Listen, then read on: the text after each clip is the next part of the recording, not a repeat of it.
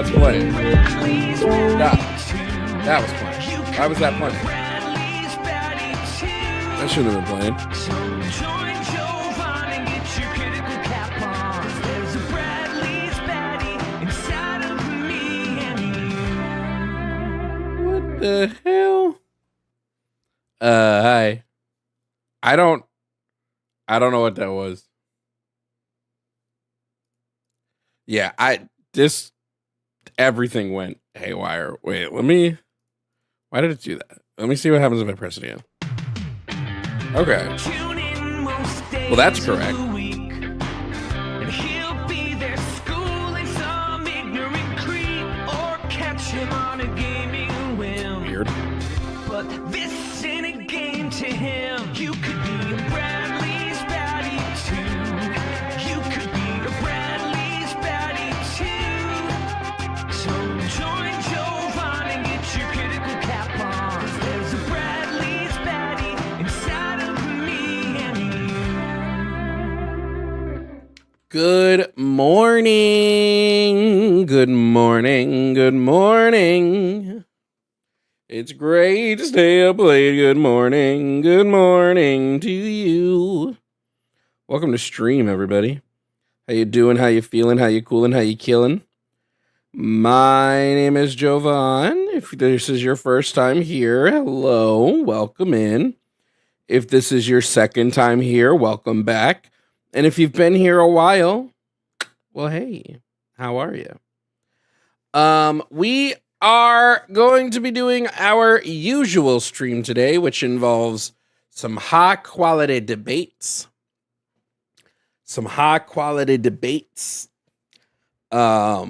I hope you guys are excited for that. I wasn't on yesterday because just health. Some days I can't log on because just my body is killing me. So if you want the full experience of stream, the best way to get that is over on Twitch. Twitch is an echo chamber, though. Only come to Twitch if you are one of the boys or one of the girls or one of the they-thems. Don't come to Twitch if you're an op, because we're going to bully you and you're going to get banned. But if you want to chill over on YouTube, feel free. But we're also hanging over on Twitch. I don't know how long I'll be live today. I'm still in a lot of pain. It's like I've got some crazy back pain going right now. So hopefully it doesn't cause me too much distress. And as long as it doesn't, we'll be good to go.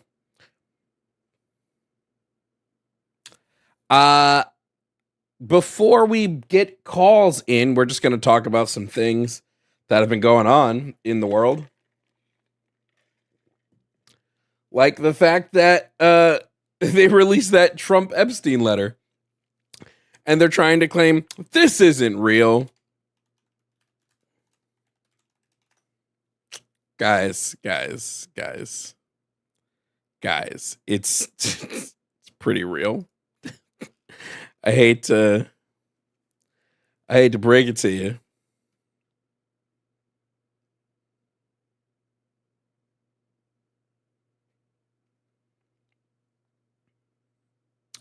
So, the House Oversight Committee, they got a copy of Epstein's birthday book where Epstein kept all his happy birthdays. And you know what was in the birthday book? The letter. The letter was in the birthday book.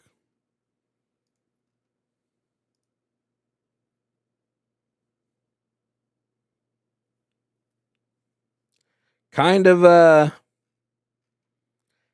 crazy. But just remember, Trump's going to release the Epstein files. Except they're actually a hoax. Except they're on the desk. They're on Pam Bondi's desk. Except it's a Democratic conspiracy. But Kash Patel has the files. Kash Patel has them, except they're not real. Except Donald Trump is an FBI informant, except no, he isn't. At this point, Bro, just release the goddamn files at this point.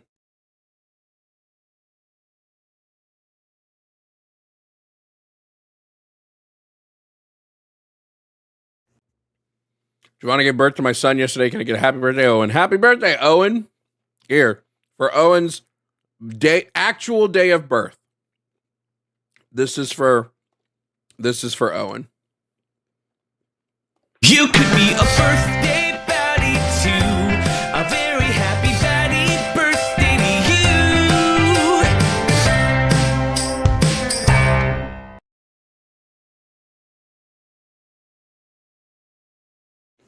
Let's go, baby. Y'all saw that? Let's go, baby.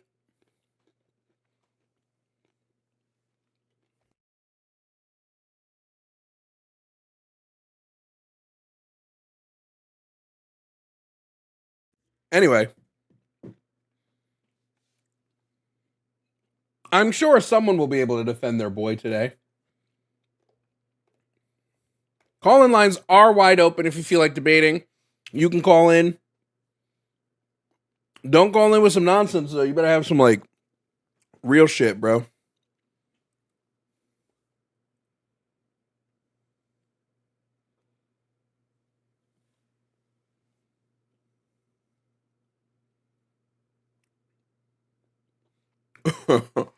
I know.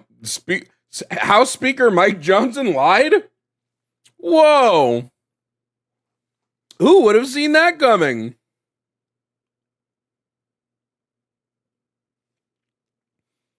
Also, it's so funny to me when they go, well, he was an FBI informant. I'm like, that means he was complicit in doing things.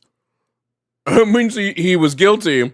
And the FBI said, hey, if you rat on this shit for us, since you have ties to these criminals, if you rat on this shit for us, we'll give you immunity.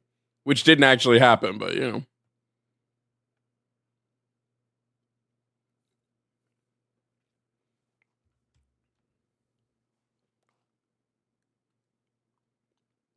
What are our topics today? I don't even know.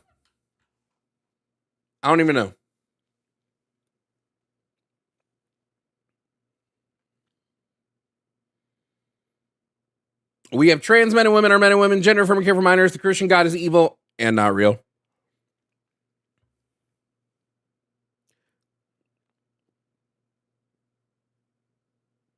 Hey, Jacob, thank you so much for the Cash App.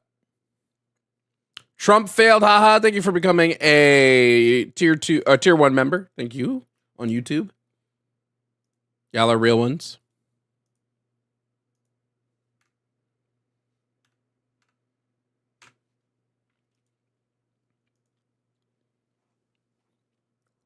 Christianity is a death cult. Most religions are.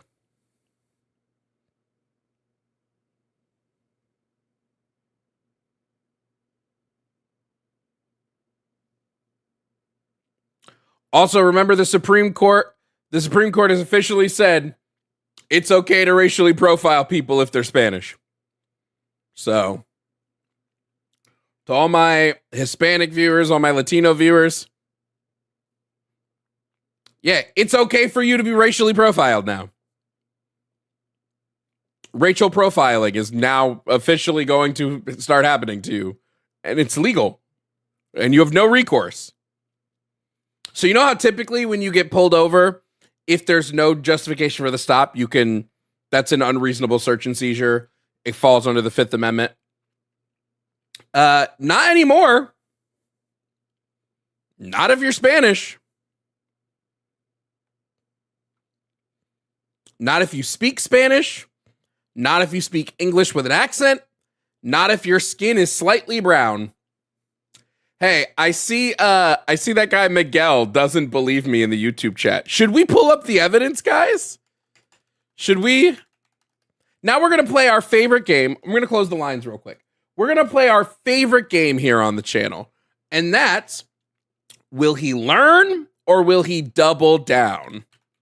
What do you guys think? Do you guys think he will learn or do you think he will double down? What do you think, chat? Throw your guesses here, everybody. Throw your guesses. Will they learn Or will they double down? You guys let us know. What do you think? Well, I pull up the Supreme Court ruling. You guys think he'll double down? Probably.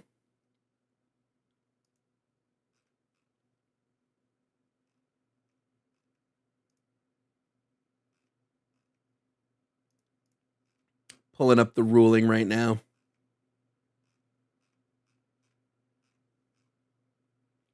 I don't care about Kavanaugh's 30-page statement. Here it is. So this is Kristi Noem, Secretary, Department of Homeland Security, et al. V. Pedro Vasquez Perdomo, et al. So we're going to see if this Miguel person is going to double down. We're going to see. I have a feeling they're just going to run before we even get a chance to go through everything. But I have a feeling they're going to double down. So they specifically talk about it here. Immigration stops based on reasonable suspicion of illegal presence have been an important component of U.S. immigration enforcement for decades across several presidential administrations. Let me just zoom in real quick. Jesus. Why aren't you zooming? I want to zoom in here, not... Oh, here we go. Here we go. There it is. Okay, now move over. Now move over. You're zoomed, but now move over. I wish this had just opened this PDF. Whatever, it's fine here. Immigration stops based on reasonable suspicion of illegal presence have been an important component of U.S. immigration enforcement for decades across several presidential administrations. In this case, however, the district court enjoined U.S. immigration officers from making investigative stops in the Los Angeles area when the stops are based on the following factors or combination of factors. 1, presence at particular locations, such as bus stops, car washes, day labor, pickup sites, agricultural sites, and the like. So, what happened was the district court said, hey, you can't stop someone to ask if they're undocumented if it's just about where they work or where they're located. So that was one of the factors. Remember, the stops could be based on one or a combination of these factors. Factor 2, the type of work one does. So you can't say, I have reasonable suspicion to believe that this person is illegal based on where they are or the type of work they do. That's what the district court said. That's what the lower court said. 3, speaking Spanish or speaking English with an accent. So the lower court said, hey, someone speaking Spanish or having an accent is not reasonable enough suspicion to stop them to find out if they're illegal. And then finally was apparent race or ethnicity. The lower court said, hey, you can't stop someone on reasonable suspicion if it's just where they're located, if it's the type of work they do, if it's are they speaking Spanish or are they speaking English, and if it's their apparent race or ethnicity. That's what the lower court said.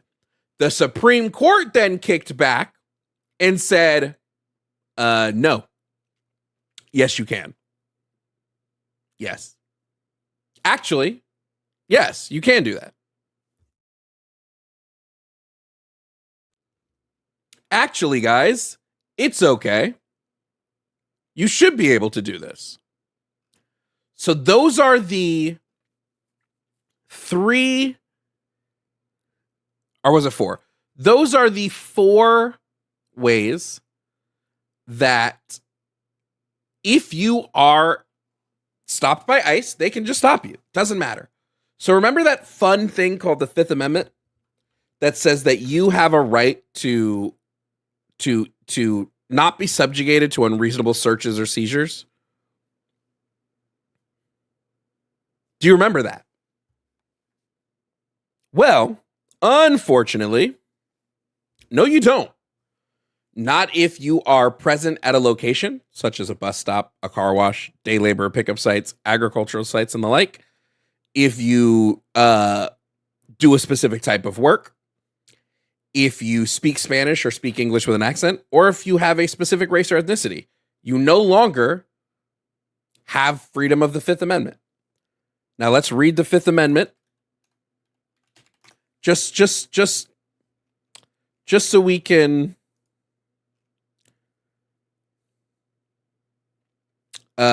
wait, was the Fifth search and seizures, or do I have that wrong? I thought the Fifth Amendment was search and seizures. Oh no, that's pleading the Fifth. Which one is search and seizures? Seizures. Was that the Fourth Amendment? I just have my amendments off. Fourth Amendment, thank you.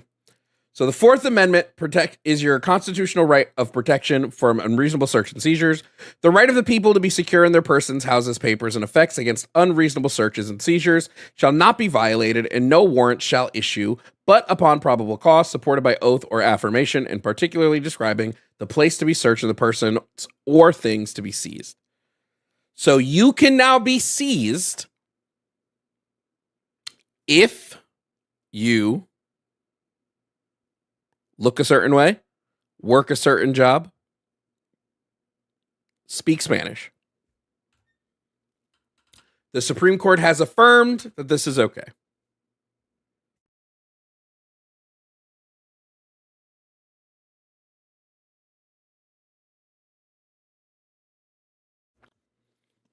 But what do you guys think? Let me know in the comments what you think about this. Let me know what you feel about this. And we'll plop some of my favorite comments about this on the screen. So how do you feel?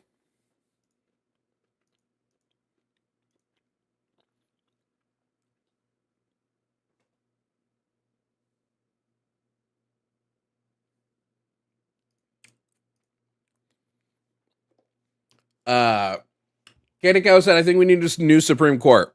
Unfortunately, we're probably going to have an even... Right now, the Supreme Court is stacked basically 6-3 conservative liberal. Donald Trump is probably going to get 2 more picks this term. He's probably going to get 2 picks this term, which will mean that the people that he picks are going to basically be in there for like 20 to 30 more years.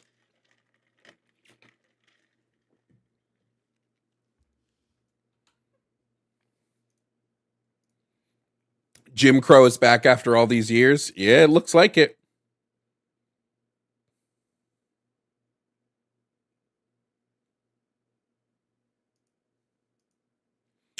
This basically means the 14th Amendment's Equal Protection Clause doesn't exist anymore. That didn't exist anyway.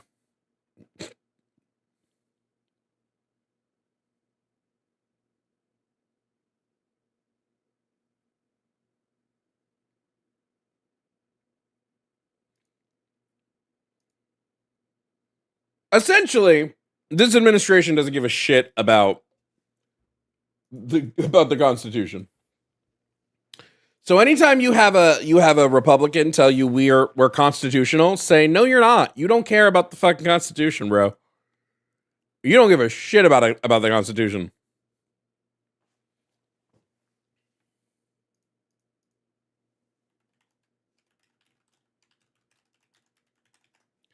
Guys, I need a new office chair. Does anybody have any recommendations for like a big and tall office chair?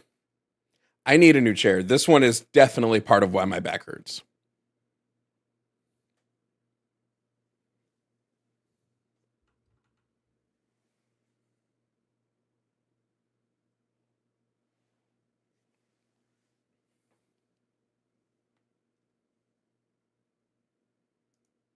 It's got to be why my back hurts. It's half because of this chair. Ooh, Interpol Target said that you hate the Constitution, ? Who are you talking about? Me?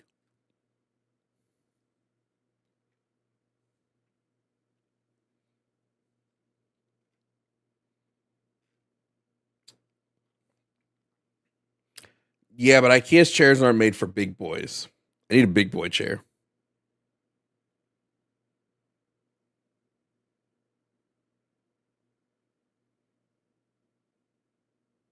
I need something comfortable. My back, I've been sleeping on it. And so Sunday, you guys know, I did like 3 back-to-back shows on Sunday. Plus I had to drive all the way to our studio.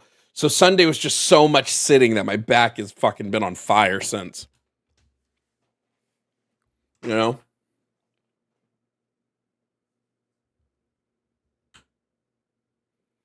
What did Jimmy do this time? Blew my back out, apparently. Secret lab chairs?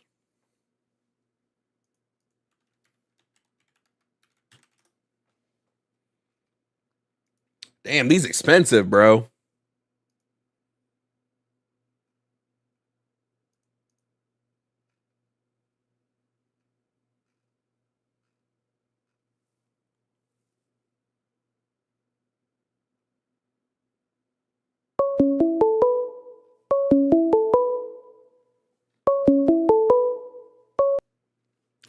Hello, are you here to debate? Hey, Jovan. No, I'm not here to debate. I just had a suggestion for a chair. Okay, what's the suggestion? So there's a YouTube channel called Honestly. Well, it's a suggestion on where to find a good chair because I did like a really crazy deep dive on it, and there's so many intricacies to buying a chair, and it's hard because you can't just order one online and then you have to return it if you don't like it. So this channel helped me out. It's called Honestly. He reviews chairs. That's like what he does. He reviews chairs. He just reviews chairs. Oh. Like That's it's honestly AHN. That's that's a pretty cool niche, honestly. Dude, it's crazy, man, because like my back's been messing me up, and I bought this really cheap mesh chair from Amazon, and it's been a mistake. So, and then he also does like big and tall kind of reviews too. So that's what I need. I need a good. I'll take a look at it, see if he's got anything that seems like it'll work for me. Yeah, man. Otherwise, happy birthday, Owen, and fuck you, Miguel. You suck. Have a good stream, Jovan. Thanks. Fucking get shit on, Miguel. Fucking get shit on. Get fucked. No, but yeah, I need a better chair. This one is bit. This one, I mean, this chair is like 5 years old at this point. When did I get this chair? I mean, it was when I started streaming, basically. So this chair is like damn near 4 or 5 years old at this point. 3, 4 years? I just need something new. But I know I want comfort on the armrests. I don't want those armrests that are blah, blah, blah. Constantino, thank you for the Cash App, said for the chair fund. Thank you so much, friend.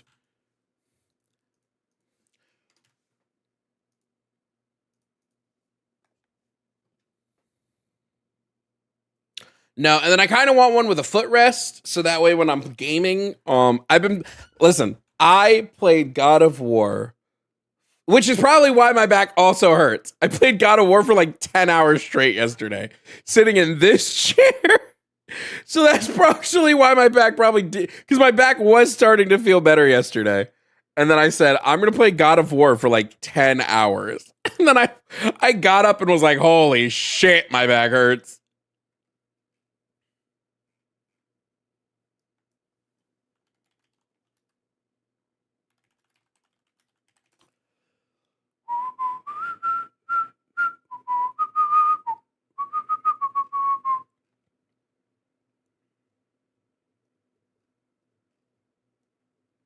But it is true. I'm pretty tall, so I need like a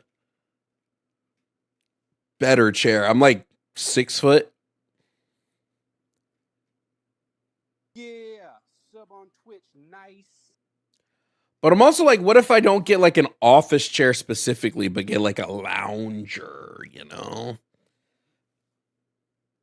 Oh my God.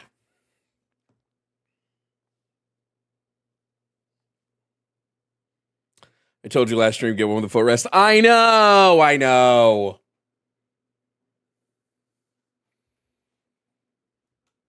I just need to be able to go and sit. I can't pick my chair without going to sit in the chair. Are there any places that does Staples sell any big and tall chairs?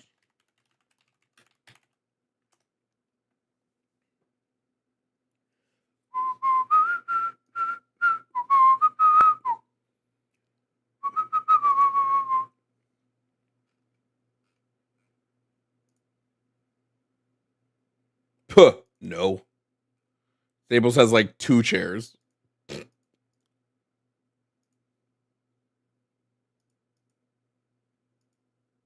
Oh, never mind. They got a bunch.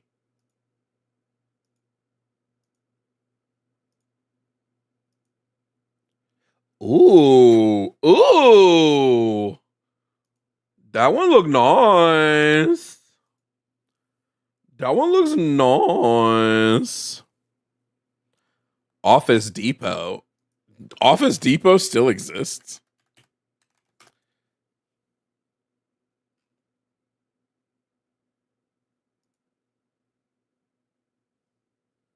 Best town in upstate New York. Oh god, that's such a hard question. I hated most of them. I'm partial to Rhinebeck, although some people might not consider Rhinebeck upstate New York. I consider anything past the Poughkeepsie line upstate New York. Love Rhinebeck. A theater I used to work at is in Rhinebeck. A comic shop I loved is in Rhinebeck. One of my favorite pizza places was in Rhinebeck. That was one of my favorite places in upstate New York. It's pretty white though. It's pretty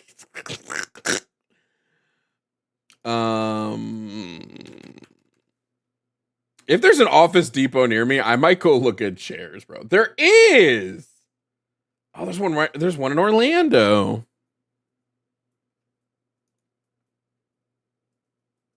Where are you from in New York? I was from the Hudson Valley. I guess it doesn't matter because I'm gone, but I grew up in a town called Hudson. That's where I spent my formative years. Long since gone from that place, thank God.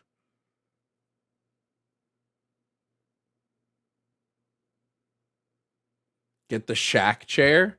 What's the shack chair?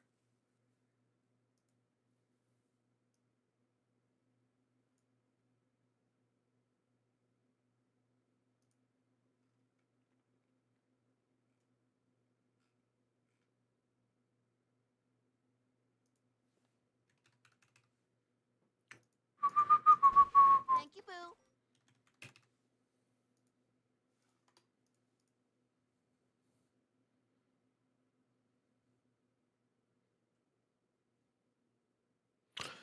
Yeah, Florida sucks. Florida sucks, yeah. Yeah. Florida's not great.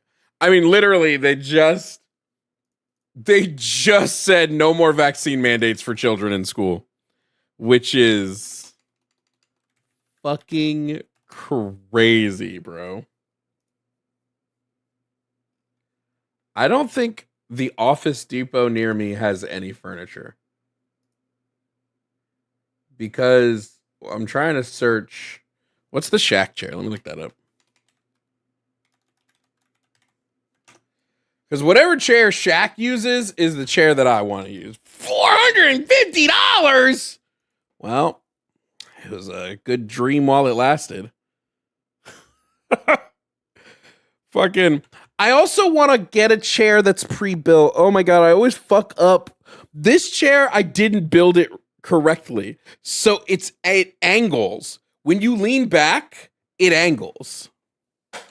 So if I have it locked and I go to lean back, one side, it leans back like this.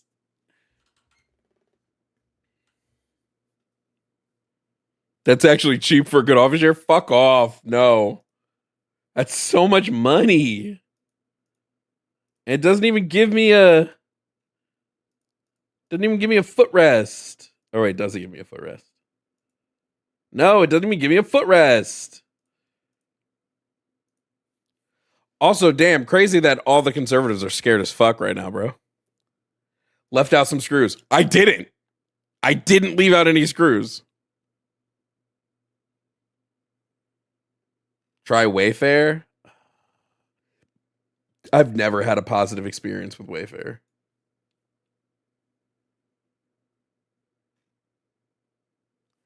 I mean, Amazon has one for like $250. It's got like a 600-pound capacity. I don't trust office chairs that fully recline. Okay, let me just throw that out there. I don't trust that shit, bro. I don't trust that shit.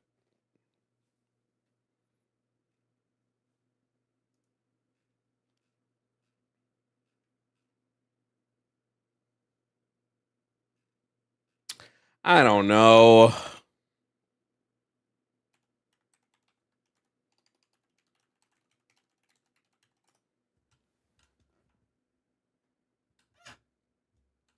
Who thinks the vaccine shouldn't be required for kids? You want an actual answer? Really dumb tradwives. That's my answer. Really stupid tradwives do. Wait, if I can pick this up today at Office Depot, then I should be able to go and sit on it today. Right? Oh, now it's saying out of stock. Eat my ass. Eat my ass, bro.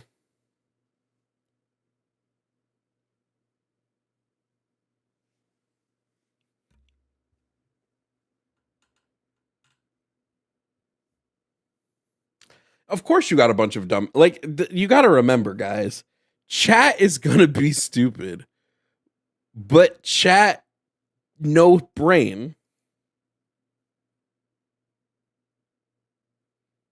Is there assembly required? I hope not. I hope not. We're going up, up, up, now we're on it. You know, together we're going. Have I played Reveal? I don't know. No.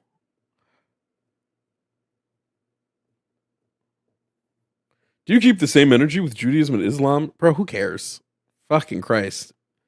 Yes, I hate all religions equally. They all suck. But Christianity is the one I'm most worried about right now because Christian nationalism is the thing that's most threatening the United States. Islam is not threatening the United States. Judaism is not threatening the United States.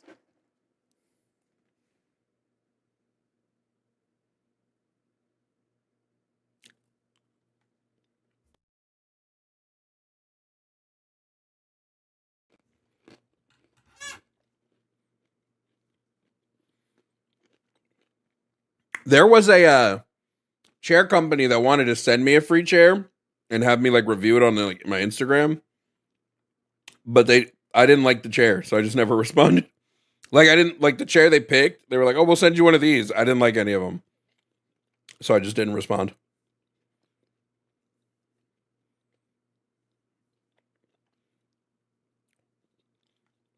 Probably should have responded.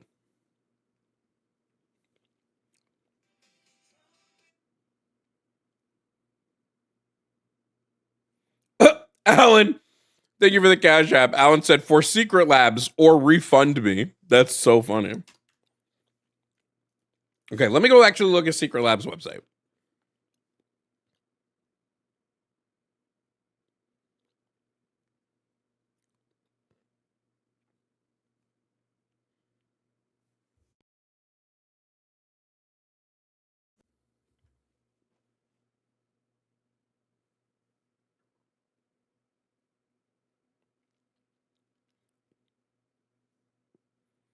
Renegade Saber, thank you for the super chat. Said, "On my way to court for a restraining order hearing against my MAGA neighbor stalker. Wish me luck." God damn, good luck.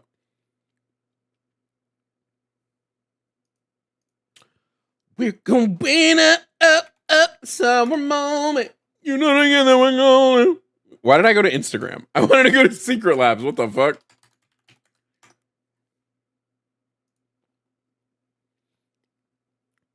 I think I talked to the Secret Labs people when I was at TwitchCon last year.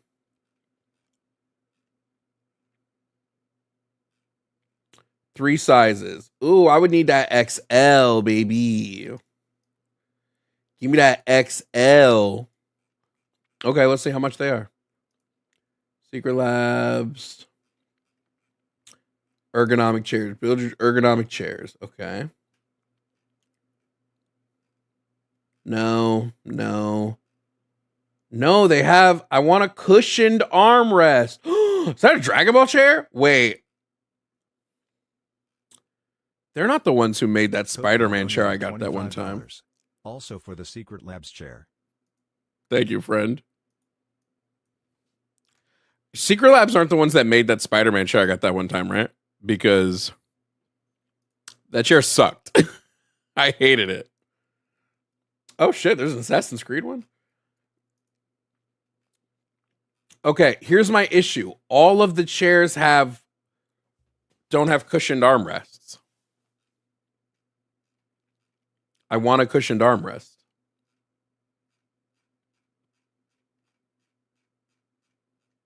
Do they have different chairs than just this one type of chair? Oh, yes. Okay, wait. This is specifically the Titan Evo. What are the other? Oh, but they still have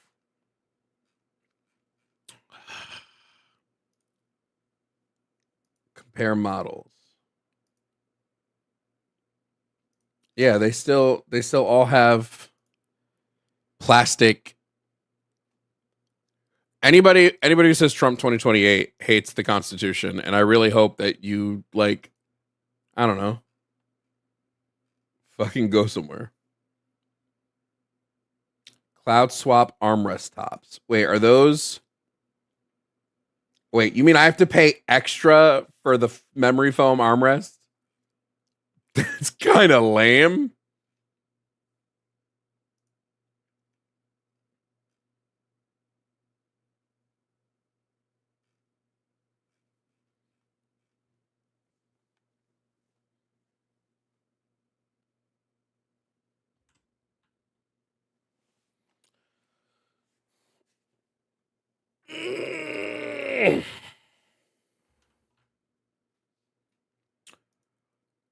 I don't. Okay, so Secret Lab. How much is a Secret Lab chair? Sorry, not about chairs. My spouse sent you a vid on Insta this morning. Collab with him, please. What? Collab with your spouse? I mean, I get so many Insta DMs that I don't know which would be from your spouse, unfortunately. Okay. Also, okay, here we go. Secret Lab auto adjustable leg rest. Okay, I need that. Okay, Secret Lab, we go to chairs. How much are their chairs?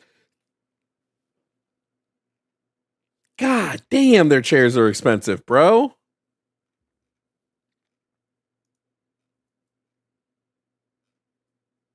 I do kind of fuck with the Demon Slayer chair. Oh shit. That's kind of tough. That's kind of tough.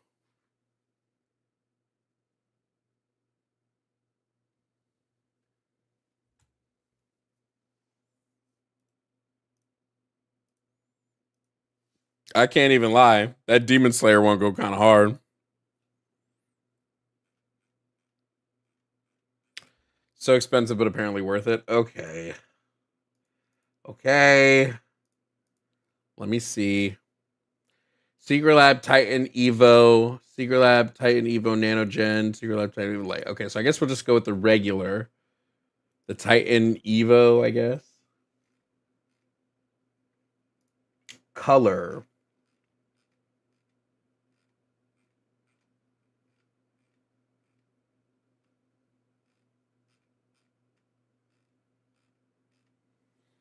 I got on with the Dragon Ball Z one. The Batman one's tough. The Naruto one's kind of tough. But do I want to? I don't want to lock myself into something. What if I stop liking that thing in the future? You know?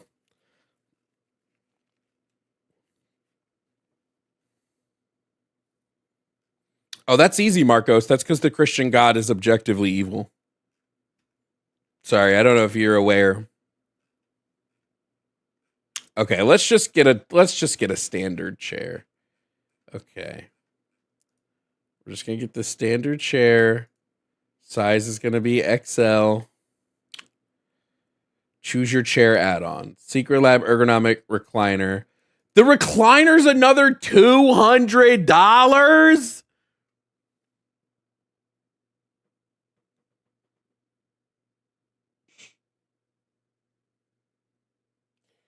Brother.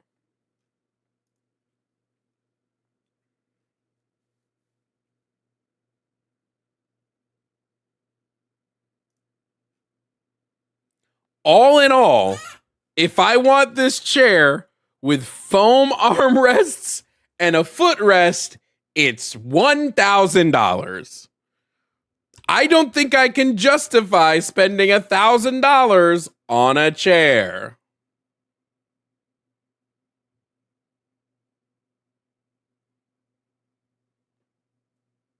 That's fucking crazy.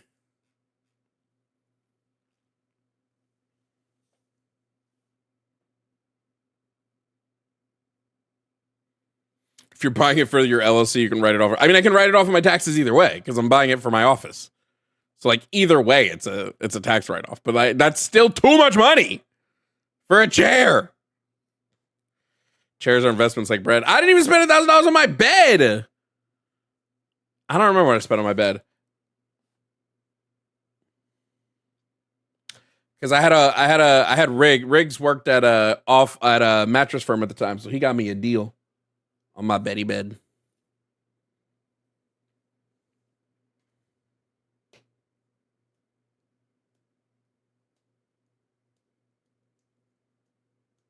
Make your own chair with blackjack and hookers. That's good. That's funny.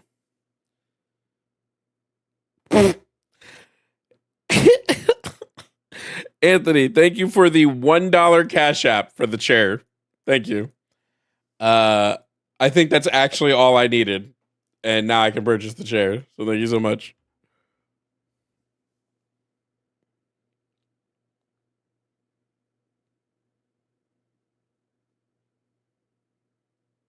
I can understand spending $1,000 for a bed altogether.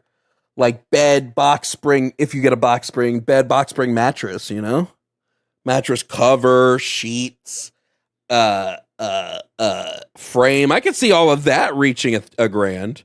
But I ain't spending $1,000 on just the mattress. I'm sorry. That's a fucking racket.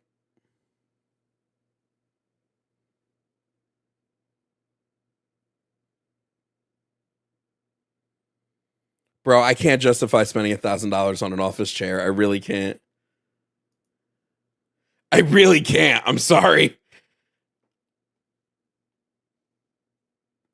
Oh, do you think it's the tariffs? Well, no, the chair itself is only like $549. But then you tack on the fact that I want to get the XL one, which is for larger people. You tack on the fact that I want to get the armrest. You tack on the fact that I want a foot recliner. And there you go. We're up to fucking...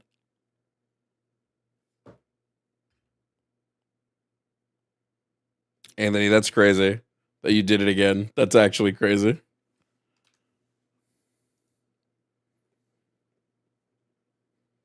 Do you know what I can spend $1,000 on? Rent.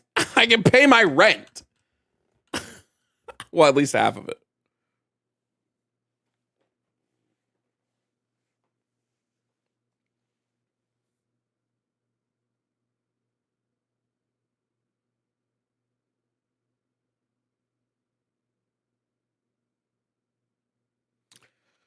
Jessica, reverse psychology does not work on me when it comes to large purchases.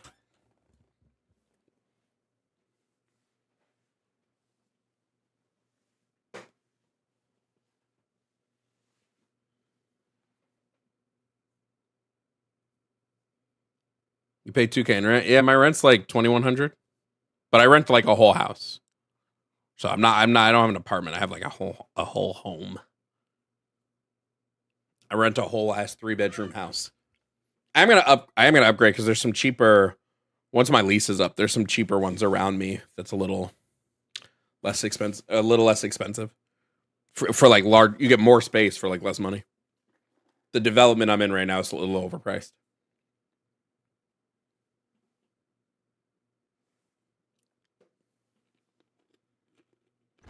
Thank you, Boo.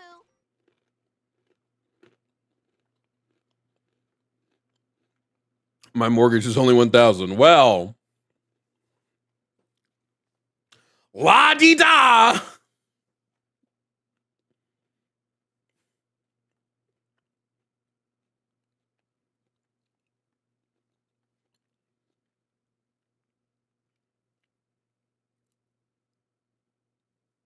Rent a chair is so real. Damn, conservatives are scared as fuck today, huh?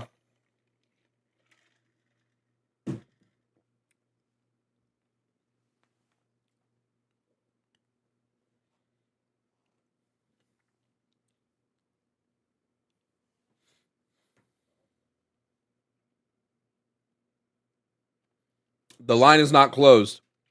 People keep trying to call from unknown numbers. And as you know, and I know, I don't answer unknown numbers.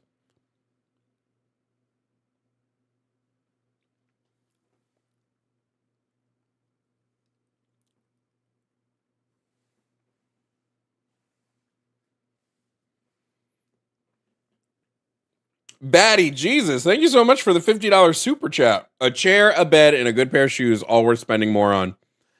Yeah, but like, Yeah. 1,000, Batty? 1,000 is crazy. It's not crazy, but it's like so much. Nobody send any super chats. We're at the perfect super chat number.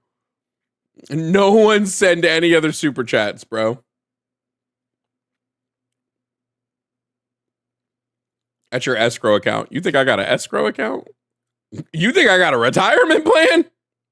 No, my retirement plan is to be fucked. I'm going to be streaming for you guys when I'm 94 because I don't have a retirement plan.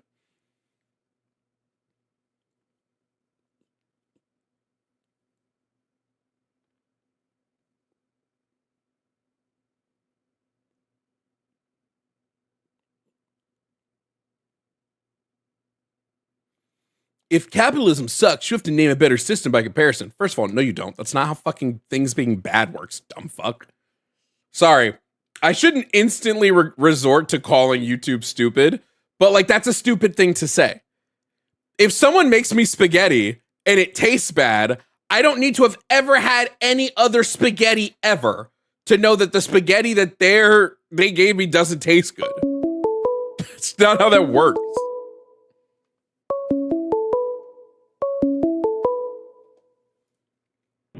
Hello, are you here to debate? Yeah, for a couple of minutes, if that's okay. All right. What's your name, age, pronouns? Roy, 34, he, him. All right, Roy, what topic on the board did you want to talk about? Capitalism sucks for 500, Alex. Okay. I was just curious, what if you had the choice to switch America to a system of your choosing economically and state-wise, what would you choose? I mean, I would just abolish private property. Okay. Is that more of a socialist leaning or a communist leaning? I'm just trying to understand where you're coming from. Both. Okay. Would you want like state ownership, a community, or like a co-op? I don't want a state. Okay. You don't want to. Okay. My only concern with the side of socialism and communism is just the lack of like historical success, if you will. I would argue we had tons of historical success prior to capitalism.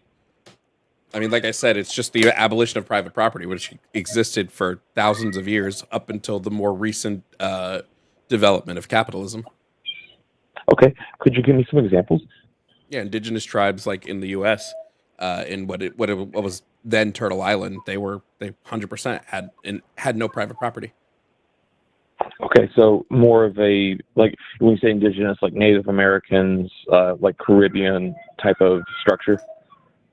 Well, it doesn't need to be that type of structure. I'm just saying that, like, when we're looking at the abolition of private property, humans have had private property a lot. I'm sorry, humans had a system where there was no private property a lot longer than they've had a system of private property. So I would just go back to the system of, no private property. Understood. Do you think it would be successful in today's day and age where the population is just a lot?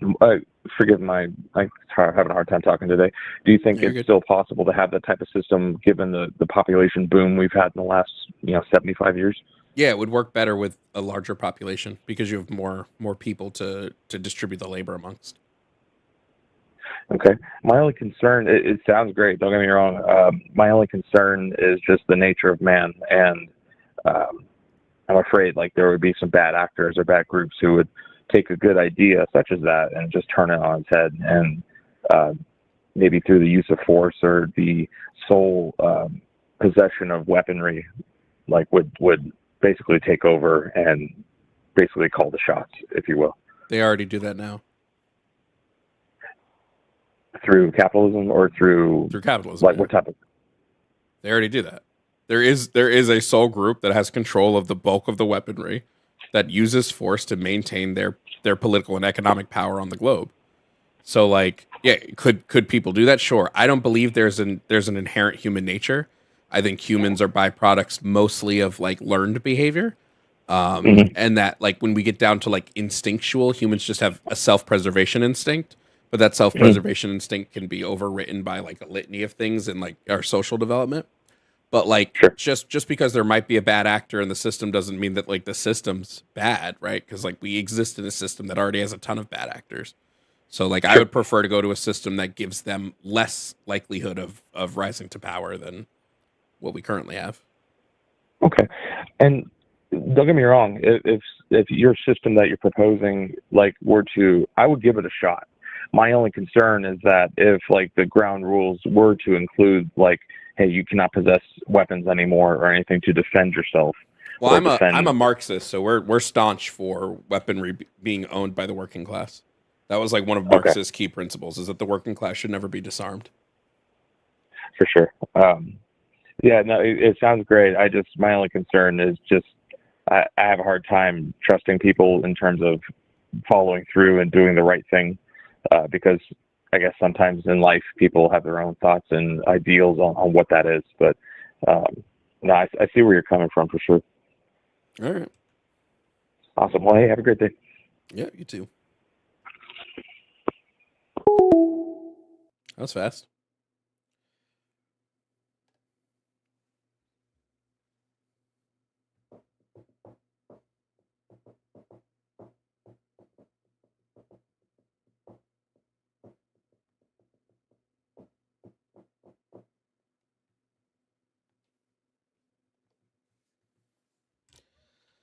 Okay.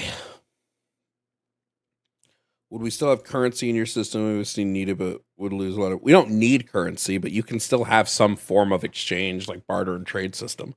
You don't really need money to do that. Just something if you want it. But it would only be really for like luxury goods. Because what are you spending money on? In the system that I propose, you wouldn't be spending money on food. You wouldn't be spending money on healthcare. You wouldn't be spending money on education. You wouldn't be spending money on water. You wouldn't be spending money on housing. Our currency is office chairs. That's so good.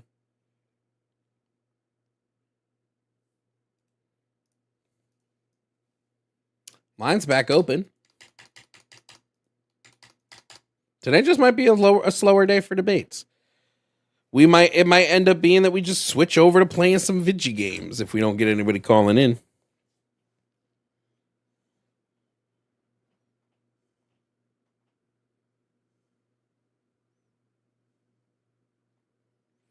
The problem is, so Elemental, we cannot develop matter creation, okay, until we abolish capitalism. Because what's going to happen is we're going to create this thing that can synthesize like food and synthesize, let's say we have something that can synthesize food, right?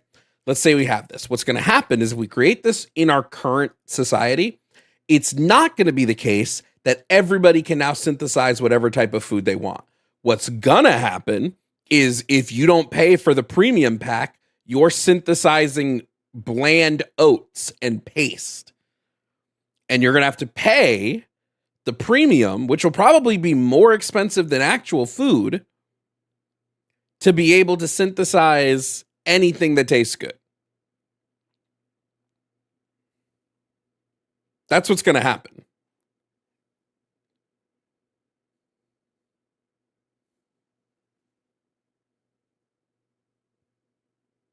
That's why I watched I have to watch the final season. That show Upload, They like the way they're like they structure all of that. It's like that. It's like that. You know, if we ever get the point where we can upload our brains for our afterlives, if you can't pay, sorry, you're fucked.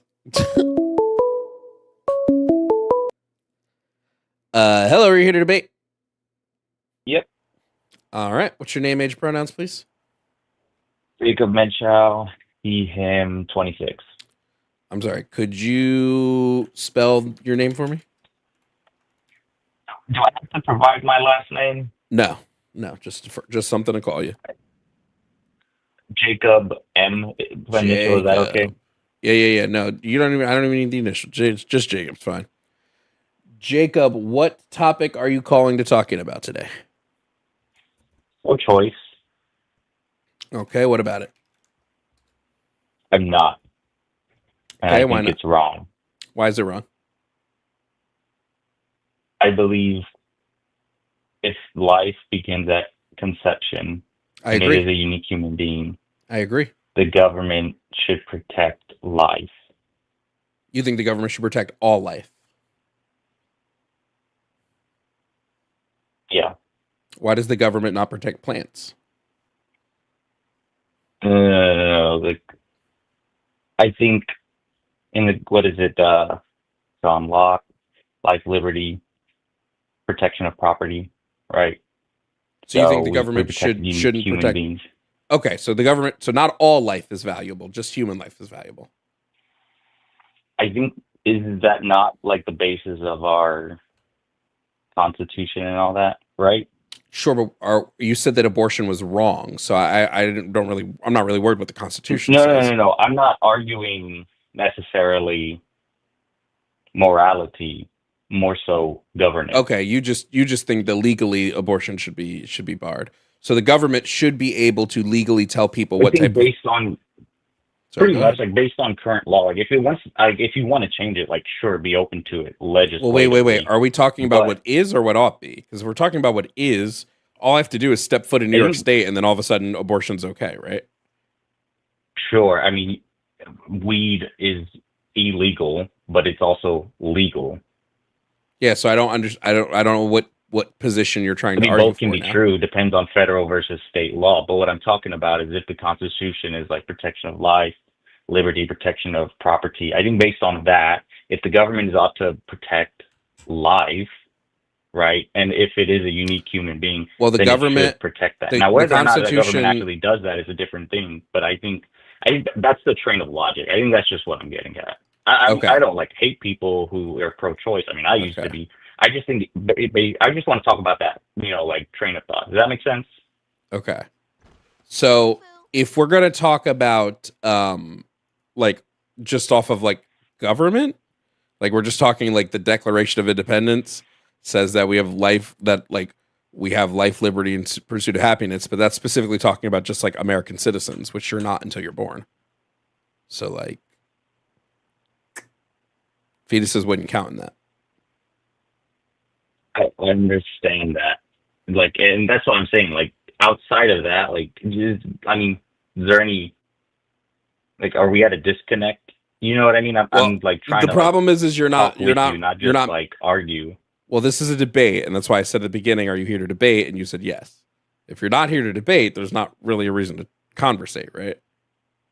This is a debate. Yeah, I channel. feel like We debate. I'm bringing up a lot, and you are just kind of like. You haven't brought anything. I just want a little more from you. Wait, you haven't brought anything up. I'm asking your position, right? You said, well, we're not And talking I've brought it morally. up a million. Hold I've on. brought it up a few times already. Hold You on. haven't said You said, anything. You haven't yes, I stated have yours. actually. Yes, I have. You've said that you're pro-life, and you said that you didn't want to talk about it morally. You wanted to talk about it legally, and then I addressed I the never said I fact. didn't want to talk it morally. I said Oh, I wasn't great. talking about it morally. Oh my God. So do you believe abortion is wrong morally? Yes or no?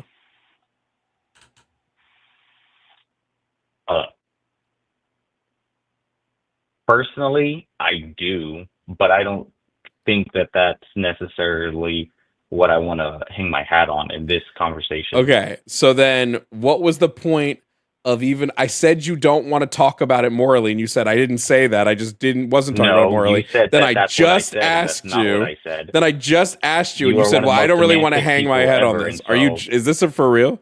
It's not semantics to ask you to be clear about the things you are saying. That's no, not you semantics, said Jacob. you tried It's to not say semantics. what I said, and that's not what I said. Asking you questions isn't me trying to say what you're saying. It's me asking you questions. No, you literally rewind the tape. You literally said that I said I didn't want to talk about that. I never said And when that. I okay, said that so I then wasn't do at you the want to time. talk about it morally? Yes or no? We can if you want to. Holy shit, bro. It's like not that hard. I mean, Can you you just provide ask me a specific questions and you'll get justification? specific answers. I have been asking you specific questions. What are you talking about? That's what this whole conversation has been for the last 5 minutes. Can you tell me why morally abortion is not justifiable? It's killing a unique human life. Okay, so is killing unique human life always an unjustifiable action?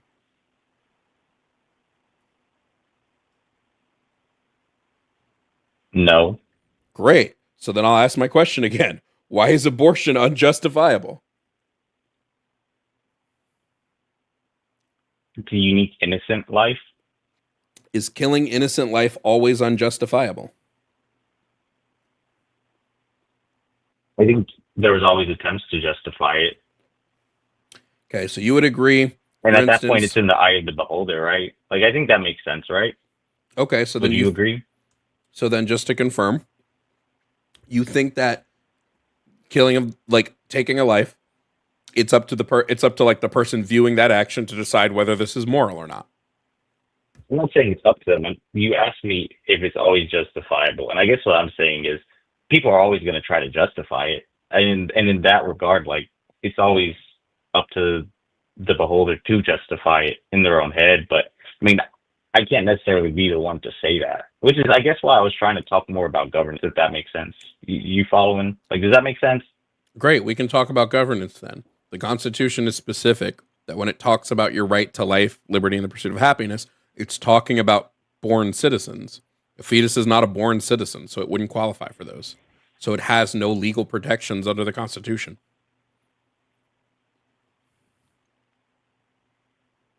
I don't know. I see. What about like those double homicide pregnant lady cases?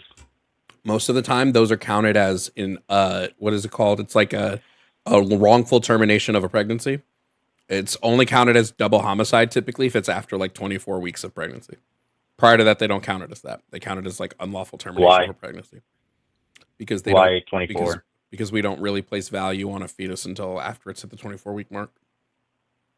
But if it was at conception considered valuable life, would that be a double homicide?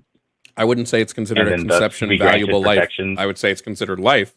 Value is subjective. I don't consider a value at conception. This whole thing is subjective. Yes, but you just made a value claim. I'm asking you why 24 lives and not before then. Yes, the 24-week mark is when we consider fetuses to have personhood. Who is we? Well, the larger philosophic and scientific community, mostly. The larger scientific community considers it a unique human DNA in life after 24 weeks and not before? They consider it to have personhood. I don't think you can have the moral conversation here. I don't think you can have the moral conversation here because you don't know what personhood is. You just asked me about, I'm asking about scientific. That's what you said. The larger scientific community considers it after 24 philosophical weeks. Community, yes. Personhood is a different qualifier than whether or not something is a human, because that's when it's sentient or has the capacity for sentience. So 23 weeks and 6 days is not, and then at 24 weeks it is. It might be, it might not be, right? You just said it was. You just said the larger scientific community said it was. Homie, I think you are trying so hard for a gotcha. I need you to just stop for a second and listen. I'm not trying to. Okay? This whole time I you need are you, trying to, like, Jacob. Get your clips. You're trying to get your debates. I'm just no one's trying to get. No one's trying to get. Jacob, debate. I'm not trying to get clips out of this. I don't really care. I'll go and not post this video and not really give a shit, right? But it's live every time I try to say something, you start talking immediately. So why don't you wait a second and listen? Okay. Personhood is a qualifier for when we believe beings that are, well, typically humans, deserve rights. We talk about personhood in a philosophical context because it tells us when something is deemed morally, we consider it morally. It has moral consideration. Typically, when we're looking at humans, the way we operate in human society is we grant moral consideration at around 24 weeks because that's when a fetus is sentient. Now, it could be earlier because not all people develop at the right at the same length.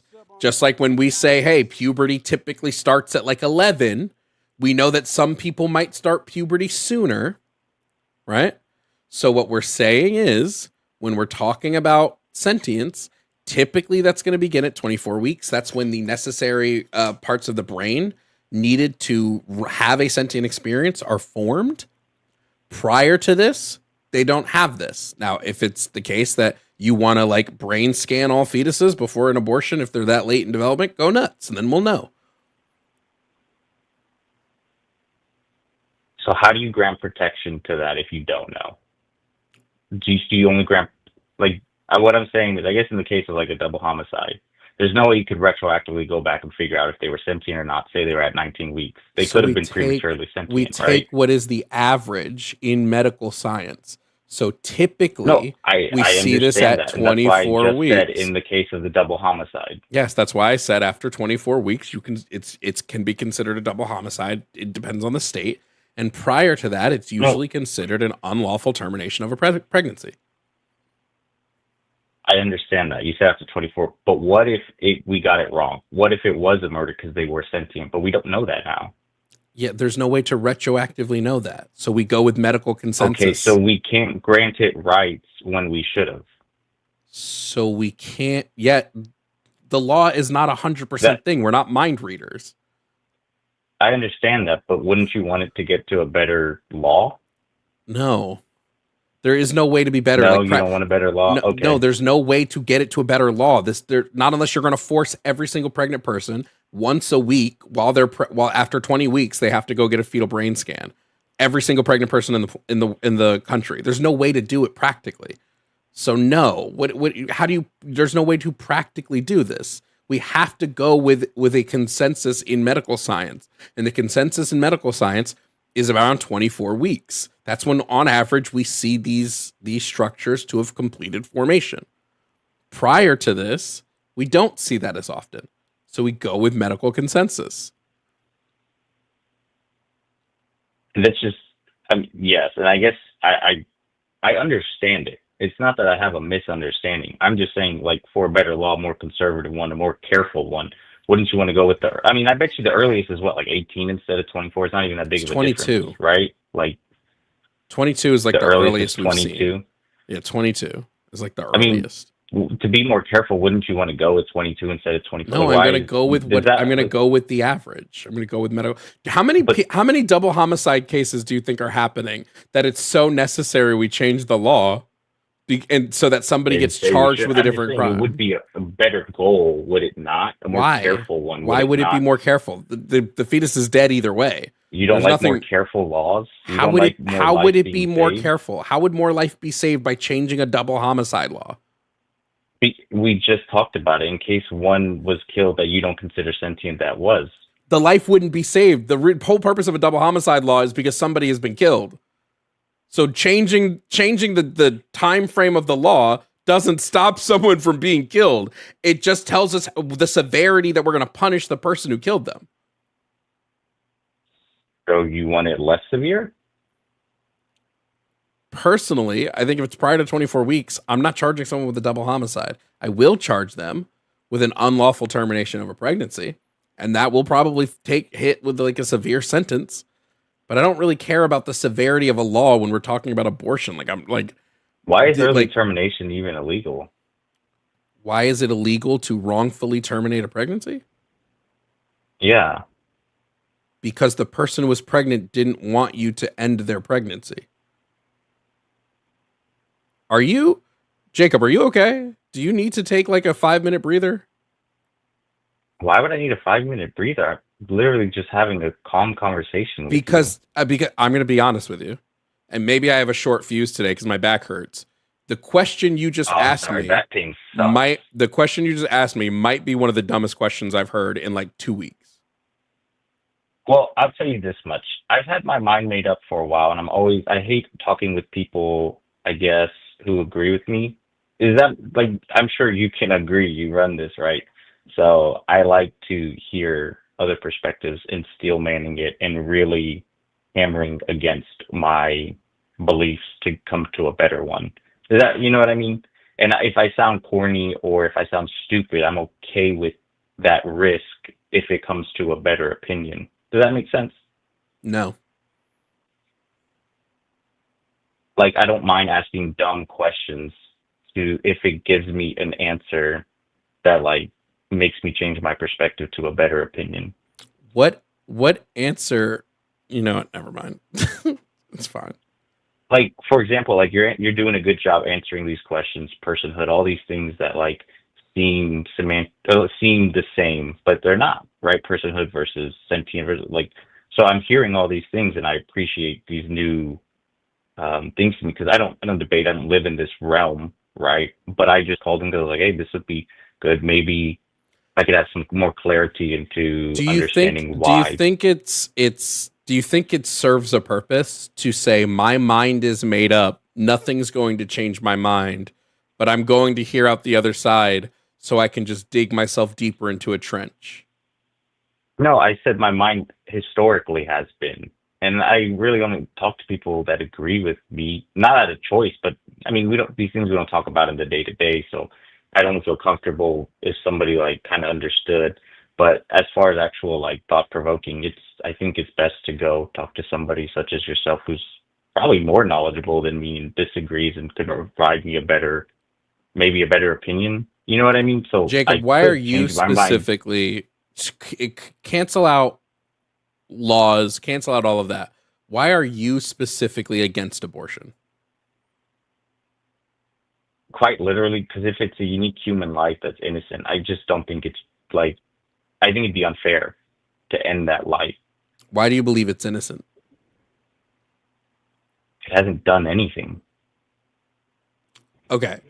Do you think that you have to actively engage in an action to warrant a rights violation? Like, can I violate someone's rights if I don't do it consciously? Can I violate someone's rights if you don't do it consciously? Yes. That's like if you punch somebody in your sleep, right? Yeah, if I'm sleepwalking and I start beating the shit out of you, right? Did I violate your rights? That would definitely be a violation of that person's rights because they got beat the shit out of by a sleepwalking person. So, do you have the ability, as the person getting beat up by a sleepwalker, to engage in an action that will regain your rights? Like, can you push them off of you? Repeat that. Forgive me. Can you push the sleepwalker off of you? Can you use force to get the sleepwalker off of you? Yeah, absolutely. Okay. What if the only way to get the sleepwalker off of you is killing them? That'd be justified, right? Because it's protecting yourself. Okay, but the sleepwalker is innocent. They're not actively doing anything. They're not conscious. Their body is just doing. I mean, they're actively doing it, but they may be subconsciously doing it. They're not consciously doing anything. Their body is just doing what their body is naturally going to do in this instant, which is sleepwalk, and they're attacking you while sleepwalking.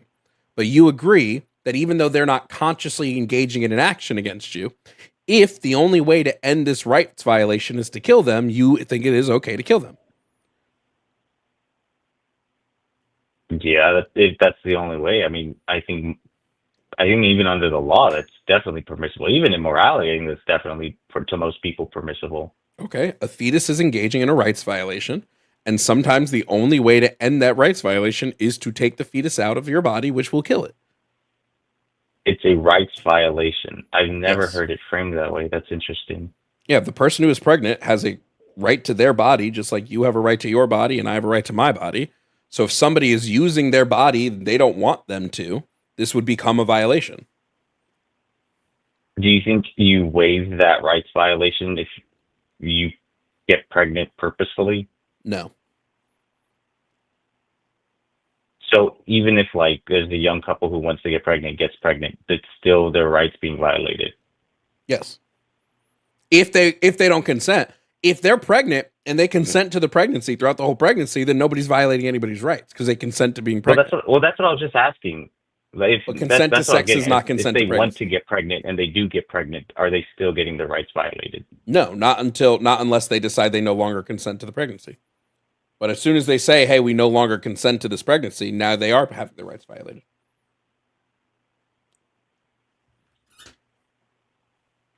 Consent has to be revocable. If consent cannot be revocable, then it's not consent; Sure. it's force. So it's kind of blowing my brain to have it viewed that way. That's very interesting. That's a very good way of putting it. So most pro-choicers view it, in my opinion. Never heard anybody put it that way. I have. That's why it's part of. That's why it's part of the arguments I use. Sure. I mean, I think it's still. That's a lot to chew on, man. To say it's a rights violation.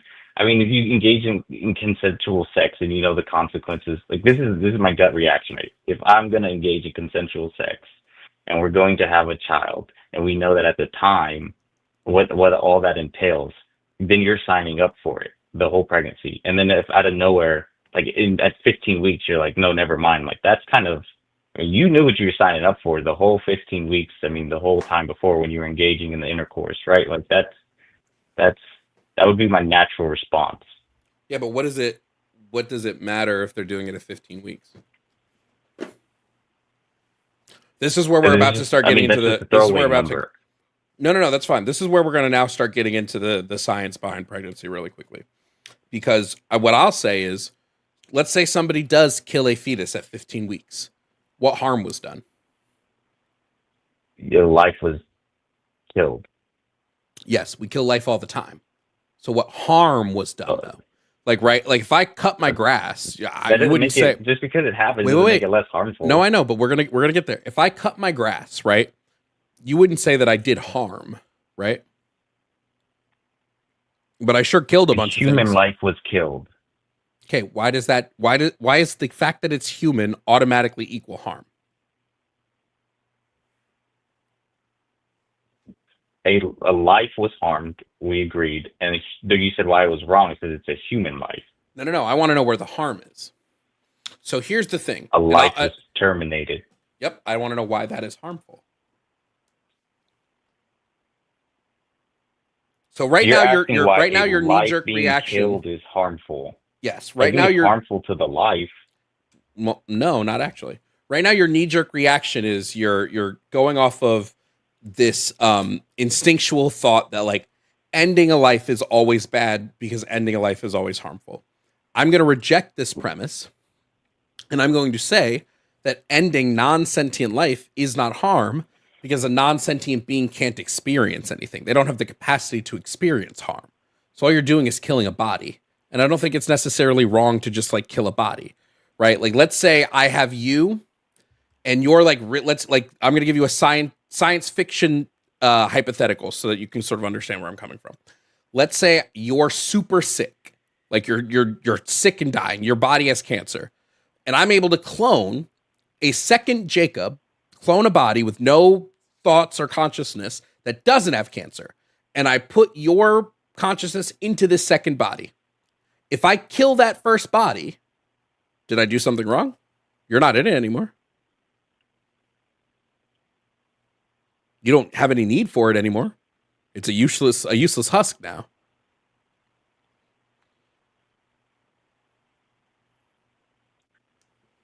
It only matters because it's where the sentience is, right? That's what. Bingo.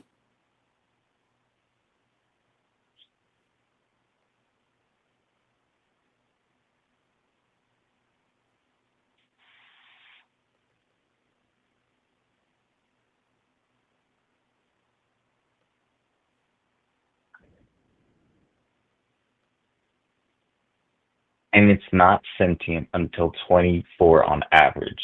On average. 22? Was it 24? It 22 to 24 weeks, but 24 is really like Gotcha. Is like the typical time that we see.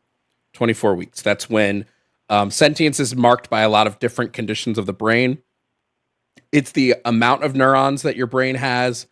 It's the complexity of those neurons. And then it's whether or not you have brain waves that are like conducive to like positive outcomes. All of those things happen around the 24-week mark of gestation.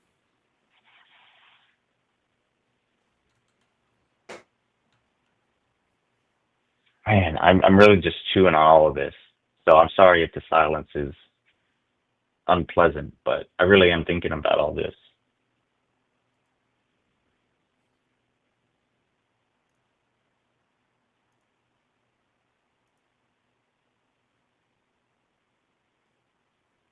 I think I will say this. I am grateful for you taking the time and not being what is it unpleasant with me. I really appreciate that. Oh, yeah, I for think sure. I think you've given me a lot more to chew on and think about and look into. And I'm Here's not what saying I'm that here's because what I I'm like a gonna fact check like you're wrong or anything, but here's what I'm gonna ask you to do. I will post this video. Okay. I'm gonna post this video. I'll post it tomorrow. I want you to go back and watch this. If you're being genuine with me here, you could no, easily I not be one, I'll be honest. genuine, I and am being you genuine. know. Two, I would ask if you do not post it. I would much prefer that. I Not just because I'm a very private person. Well, all anybody's gonna know is your first name. That's it. They're gonna Sure. literally. There's no. The reason I'm gonna post this is because I want you to go back and listen to it and let it marinate in your brain. Sure. I mean, yeah. I mean, you've given me a lot already that I'm already it's sticking with me. The things to look into, right? Um, so that's very good. I really do appreciate it. Yeah, sure. Yeah. Well, no, that's it for me. I mean, I'll be honest. If we want to get everything out the way, I'm pretty a libertarian leaning guy, so I think that's where a lot of it comes from too. Um, but you know, again, is it Jovan? Is that how you say it? Yes. Jovan, I appreciate everything. You have a wonderful day. Sure. You too.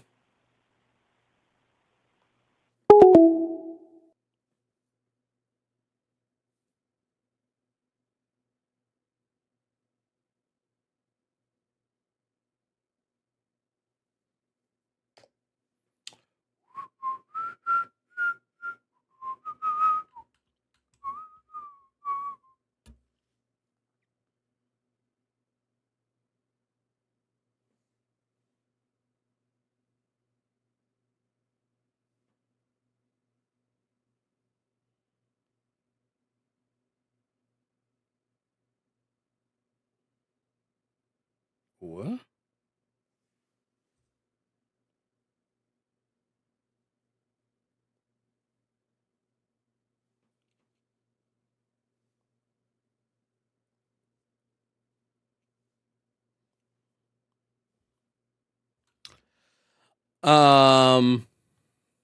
There we go. Why is this doing this? I'm trying to get the whiteboard set up, and I'm having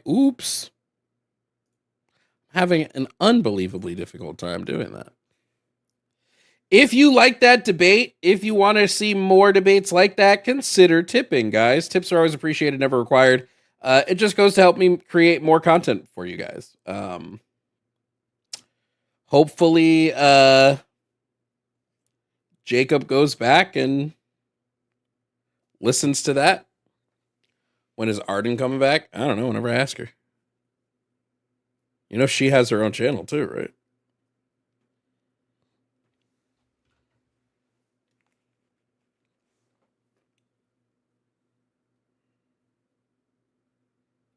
Yeah, sub on Twitch, nice.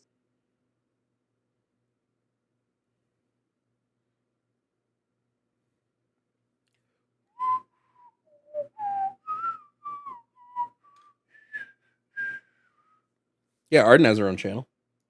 I should go peep it.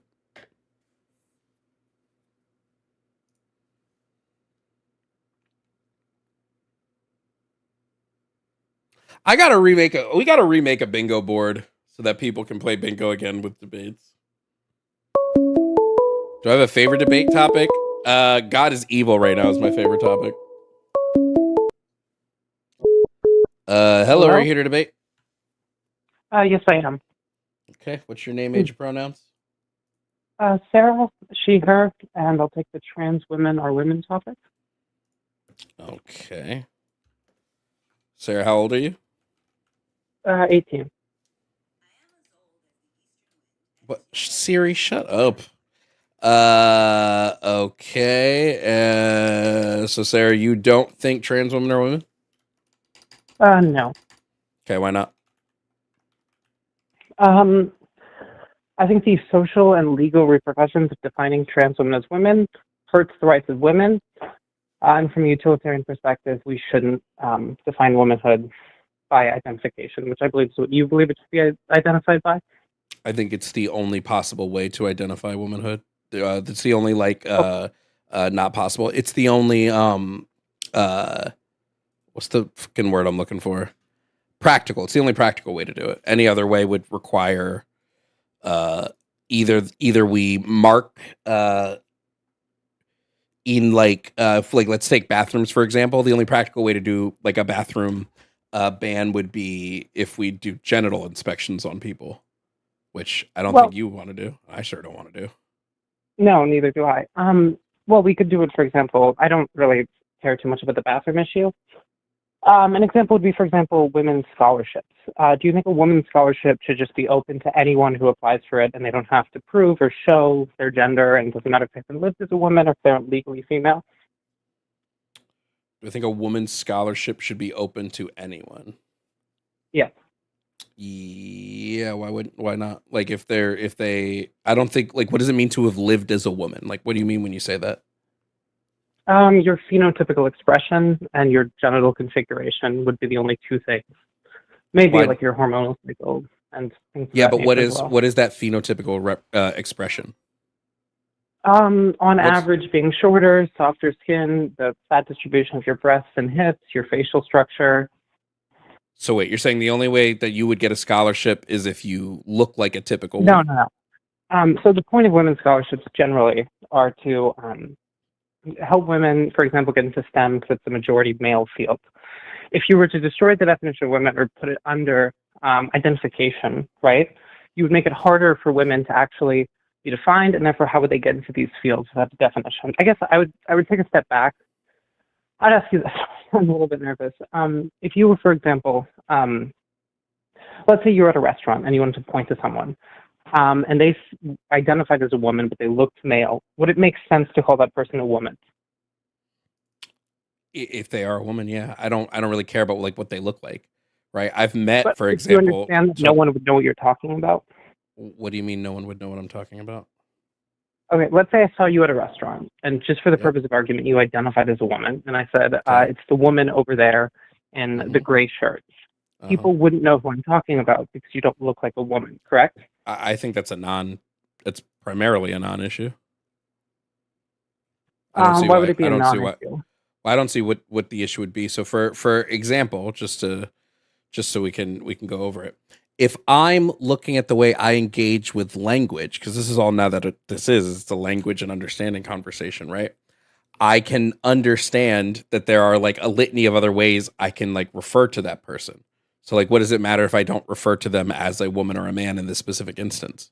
Right? Yeah, because their rights as a woman will be eroded if womanhood is which rights specifically? You said scholarships, but this would go under the predication that essentially what you're arguing is that, which I know that's the argument here, but you're saying the reason why trans women can't be considered women is because it will mean that real women won't get scholarships, but I consider a trans woman a woman. The reason I would argue hold on, Sarah, give me a second, please.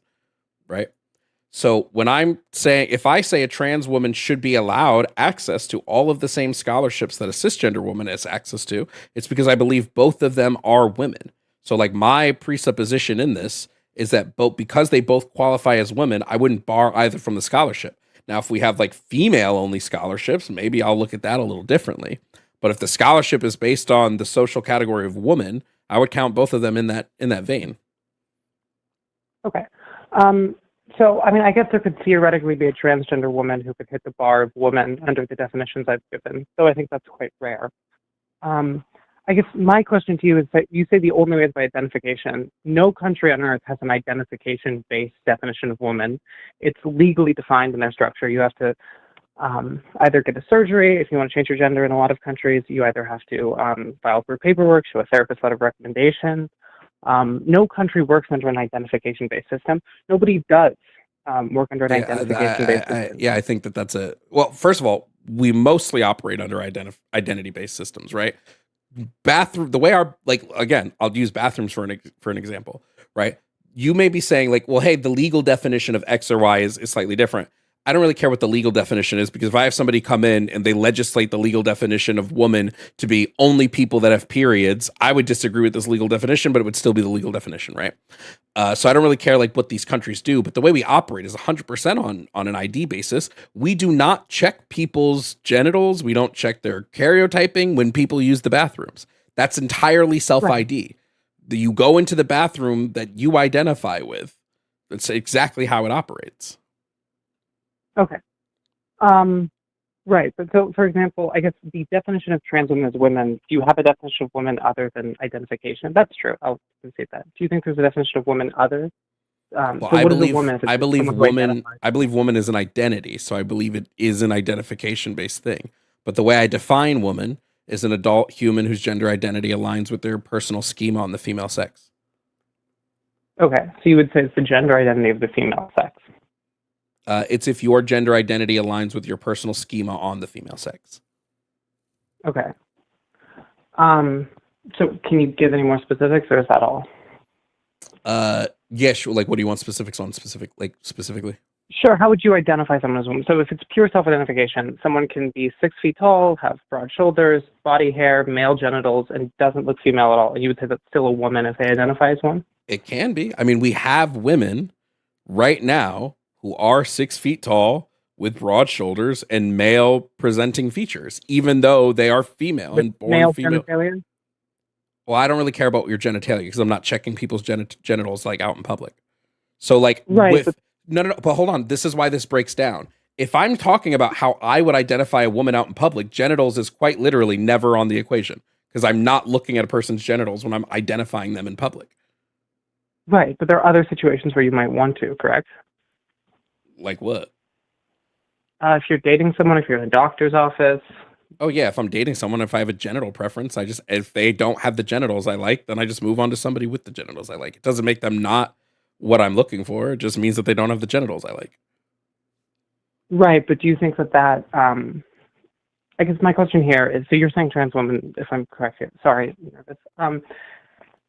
I guess I would just say that if you're going to identify transgender women as women and not really give a definition besides the gender identity associated with the female sex or people who want to live in that accordance, you're going to have situations where, for example,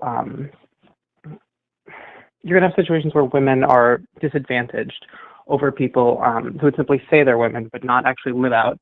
And it makes it harder for women to identify their struggle. But hold on. Again, your claim was, when I asked you, like, what's it mean to live as a woman? You said was that you have to typically look like a woman.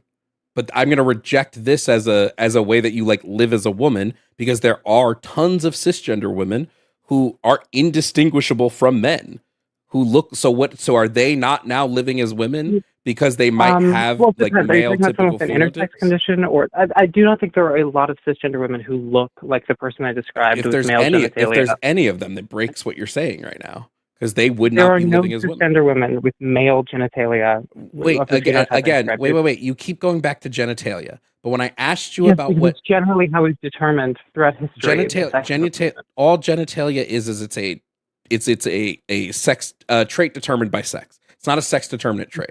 So like, I'm not really worried again about genitals because I'm not looking at someone's genitals, right? Can you give me, if it's just genitals, you're saying the only way for someone to live as a woman is to have a vagina. So like, no, that was not. Okay, so then not actually that. Okay, there were transgender women who can live as women, but that doesn't mean that. For example, if someone were to claim they're black, and live as a black person, or live as an Indian person, which was common, for example, in apartheid South Africa, many lighter-skinned black people live as Indian people, convert to Hinduism. That doesn't mean they're Indian, correct? Yes, because race is not an internal classification; it's an external classification. So yeah, Isn't race more socially determined than gender? wait. They're both socially determined, but one is Right. external and one is internal. Not all social Um, constructions are made the same. I'm right. not black because I have some like innate understanding of myself as a black man. I'm black because the legal classification of black was put upon my people hundreds of years ago. Right, but would you agree, for example, someone who's half black in the U.S. would be marked as black on a census, but maybe in Brazil they would be mixed or colored. If it was in South Africa, if you were a quarter black, you might just put white, but in the U.S. you would be black you're still. typically black, and if other countries they have like designations for that. It's like Afro Latino or like Afro Indigenous. Like black If is someone's always the black, marker there. would you say they're black? If somebody's 1/8 black, would I say they're black? Probably Yeah. not. Okay. In the U.S., up until the 1960s, that was generally the case legally. Yes, If you were I'm not 116, you were talking. still black. Wait, yes, but that's okay. I'm saying there's social Legal, definitions and determiners of things. but what you just did was you just described an external classification. This is what I'm talking Okay. about. Race is an external classification. I'm only black because of the legal qualifier black. The one drop rule only made people black because of a legal classification of blackness, of what it meant to be. Right. This is why Irish people weren't looked at as white for a long time, because it's it's an external legal classification. Gender is not an external legal classification. It's an internal. Do you think someone who's classification. legally black, right, but who looks white or appears white, but they're 1/4 or 1/8 black, lives their life as a black person the same way someone who's 80 or 100% black does? What does it mean to live your life as a black person? Generally, probably to face more interpersonal. If we're talking in the context of the United States, there's cultural and interpersonal dynamics which you would face as a black person, which I'm unaware of because I'm not black. Then we understand that like white passing people don't suffer from that. Right. So would you say that person lives as a black person less? I would say yeah, they experience less Okay. racial oppression because they're white passing. Yeah. Okay, so would you say a trans-identified woman who lives, or sorry, a trans-identified male who lives as a woman would face less social oppression? I don't use the phrase trans-identified male. Like, Okay. can we let's just you trying to be a dick. I'm not trying to be. I'll call them a trans woman, but like biologically, that's what they are, right? No, they're not. Woman is what is the issue with calling them a trans woman? Like, how does that affect biology? I don't have an issue with calling someone a trans woman. Wait. But Sarah, you do, because you just didn't, right? You specifically referred to them as this thing. My question for you is, when you say that somebody is, for instance, like when you go, oh, this is a trans identifying male, right? What is that? What are you saying about this person? Like you're saying, I refuse to call them. Hold on. You're saying, well, I refuse to call them a woman, right? I refuse to refer to them as woman. So instead, I'm only going to refer to them by their sex, even though woman is not a sex term. What's the point of that? Right. What, like, it's no, quite I agree, literally woman's not just a to be a sex term. dick. I'm not doing it to be. First of all, trans women, biologically, if you want to say, okay, it's true, but it's still dickish, we can talk about that argument. Is your argument they're not biologically male, or that some are? They are, it's just dickish? Some are. Sex is sex. We classify sex in a few different ways. So genotypically, yeah, a lot of trans women are male genotypically, but there's also phenotypic sex, and a lot of them don't meet the classifier for male phenotypes anymore. So like phenotypically, would I consider them male? In a lot of cases, no, because they don't meet that classification anymore. Right, but I would argue that's more of a social, not a biological sense. But what phenotypic is absolutely biological. What are you talking about? When we're talking about phenotypic what you're sex, saying, so let's say a trans woman takes estrogen and then feminizes their body. They're still biologically and phenotypically male, which you'd be able to tell by things like their skeletal structure. Okay, if a woman has POTS, or not POTS, if she has a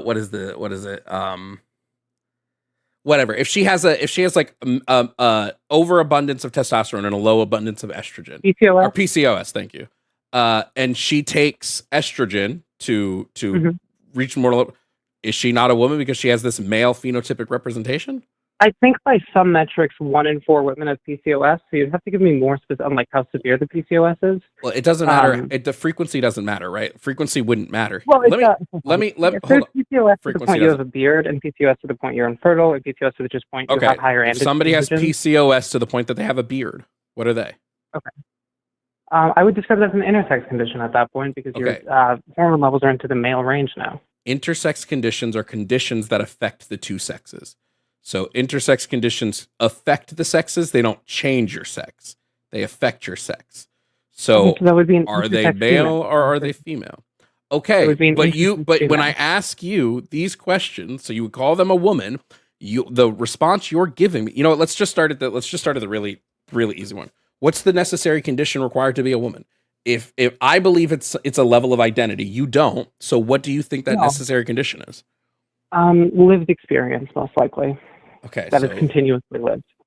okay, so it's a lived experience, and what does that mean? What like you're saying it is necessary that they have a lived experience. How do they have that lived Sure. experience? What is the condition that they must meet to say that they've had that lived experience? Sure. Experience of how women are treated in the society in which they live. So in the U.S., for example, it'd be things like misogyny, sexism, would be like big examples of that. Just socially being treated the way women are treated differently than men. Okay, trans women face both misogyny and sexism. So what would be why Right. can't they be women now? Yeah. So I wouldn't argue like every single trans woman isn't, because I just think definitionally it wouldn't serve a lot of utility to say like a trans woman with a vagina is like a man. That just doesn't seem like a very useful thing to do. But my claim here is like a trans woman isn't a woman inherently. There are some trans women who may be women, but that doesn't mean they all are. But right? I'm asking you about what it means to inherently be a woman. And you're saying to inherently Right. be a woman, you must have suffered through misogyny and sexism. So if I have, In for our current instance, society, correct. sure. So if I have, for instance, a cisgender woman in our society who's never experienced misogyny and who's never experienced sexism, what is she? I don't think she would be. Did she live in a society? Like, what do you mean? There's a cisgender woman that doesn't exist. Okay, it's a Mhm. hypothetical to test your logic. We're on a logic test right now. So I guess if Hypotheticals there don't was have this to have woman existed. isolated from all people who have ever existed in the United States, in that case, I wouldn't say she's a woman because she socially doesn't interact with anyone. Are you saying there's a part? Wait, like, what if is your she? hypothetical- What if she lives in a culture with like 5 women and 1 man, Mhm. and there is no misogyny and there's no sexism in this society that she lives in? What is Yeah. she? So I guess an example then we could go to like heterosexual dating dynamics. Her genitals would probably come into play Wait, in so that situation. we just move the goalposts. hormones. We just move the goalposts. So it's you're a woman if you meet all of these, unless you don't, in which case you're going to be a woman based on something else. But I'm asking you specifically for a necessary condition, which means there can't be an exception here. So if the necessary condition is misogyny and sexism, and she doesn't experience that, what is she? Okay. Sorry, I also just want to say, like, to state clearly, the criteria of being a woman is not purely defined by the oppression we face from men. Okay, Um, then we need to start all over. Then we need to start all over. There are other Sarah. situations and other dynamics of being a woman. I mean, for example, like, sorry to go back to this analogy, but like, if, for example, we lived in a society with no racism, do you think you would cease to be black? Would I cease to be black if we lived in a society with no racism? Well, I believe race again is an external thing, so I think I would cease to be black if like the legal classification of race has changed. Because race is an external. Right. Let's say we lived in a world where everyone was black. Like I had, I'm white. There's no black. Okay, I agree. So if we live in a society where that doesn't impact anything, if we live in a society where your gender identity didn't impact anything, the gender role of woman wouldn't exist. Can we Yes, agree? if we lived in a society where the gender role of woman was gone, there would be no gender role of woman. Yes. Okay. So if But we live in a that's- society where you're saying there's no misogyny, there's no sexism, But there I can would say- still be I guess- still be those classifications. Like race can exist sans racism, just like gender Mm-hmm. can exist sans sexism. So I just want to be at the very beginning. Like we still need to be at the very beginning of this conversation.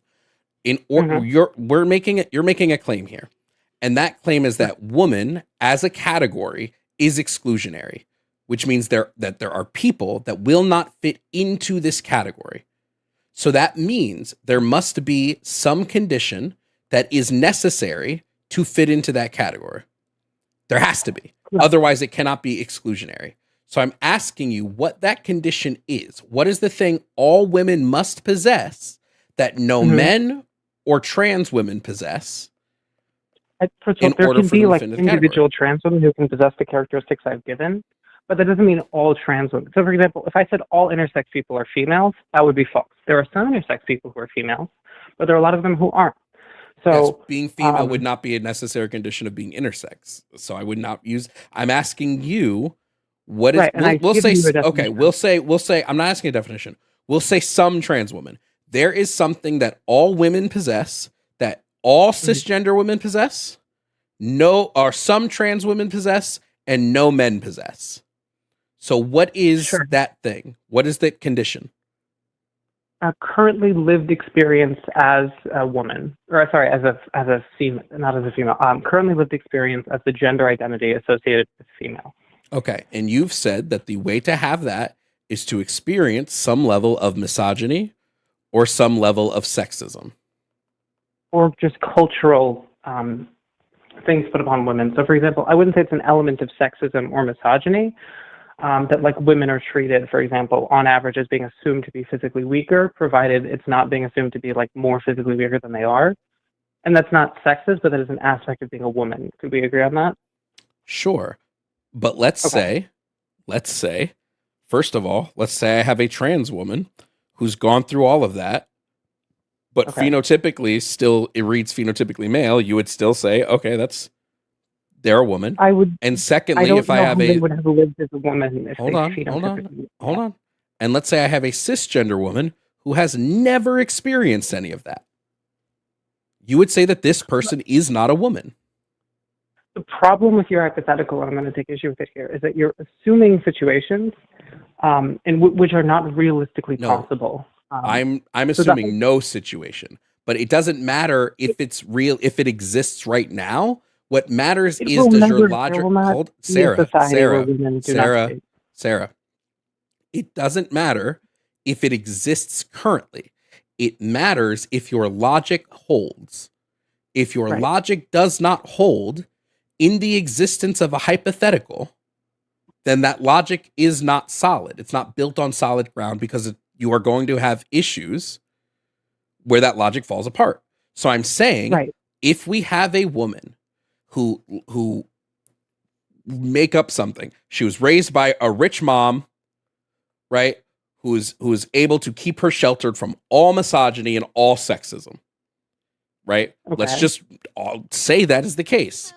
What is this woman? Was this a grown adult now? She's a grown adult.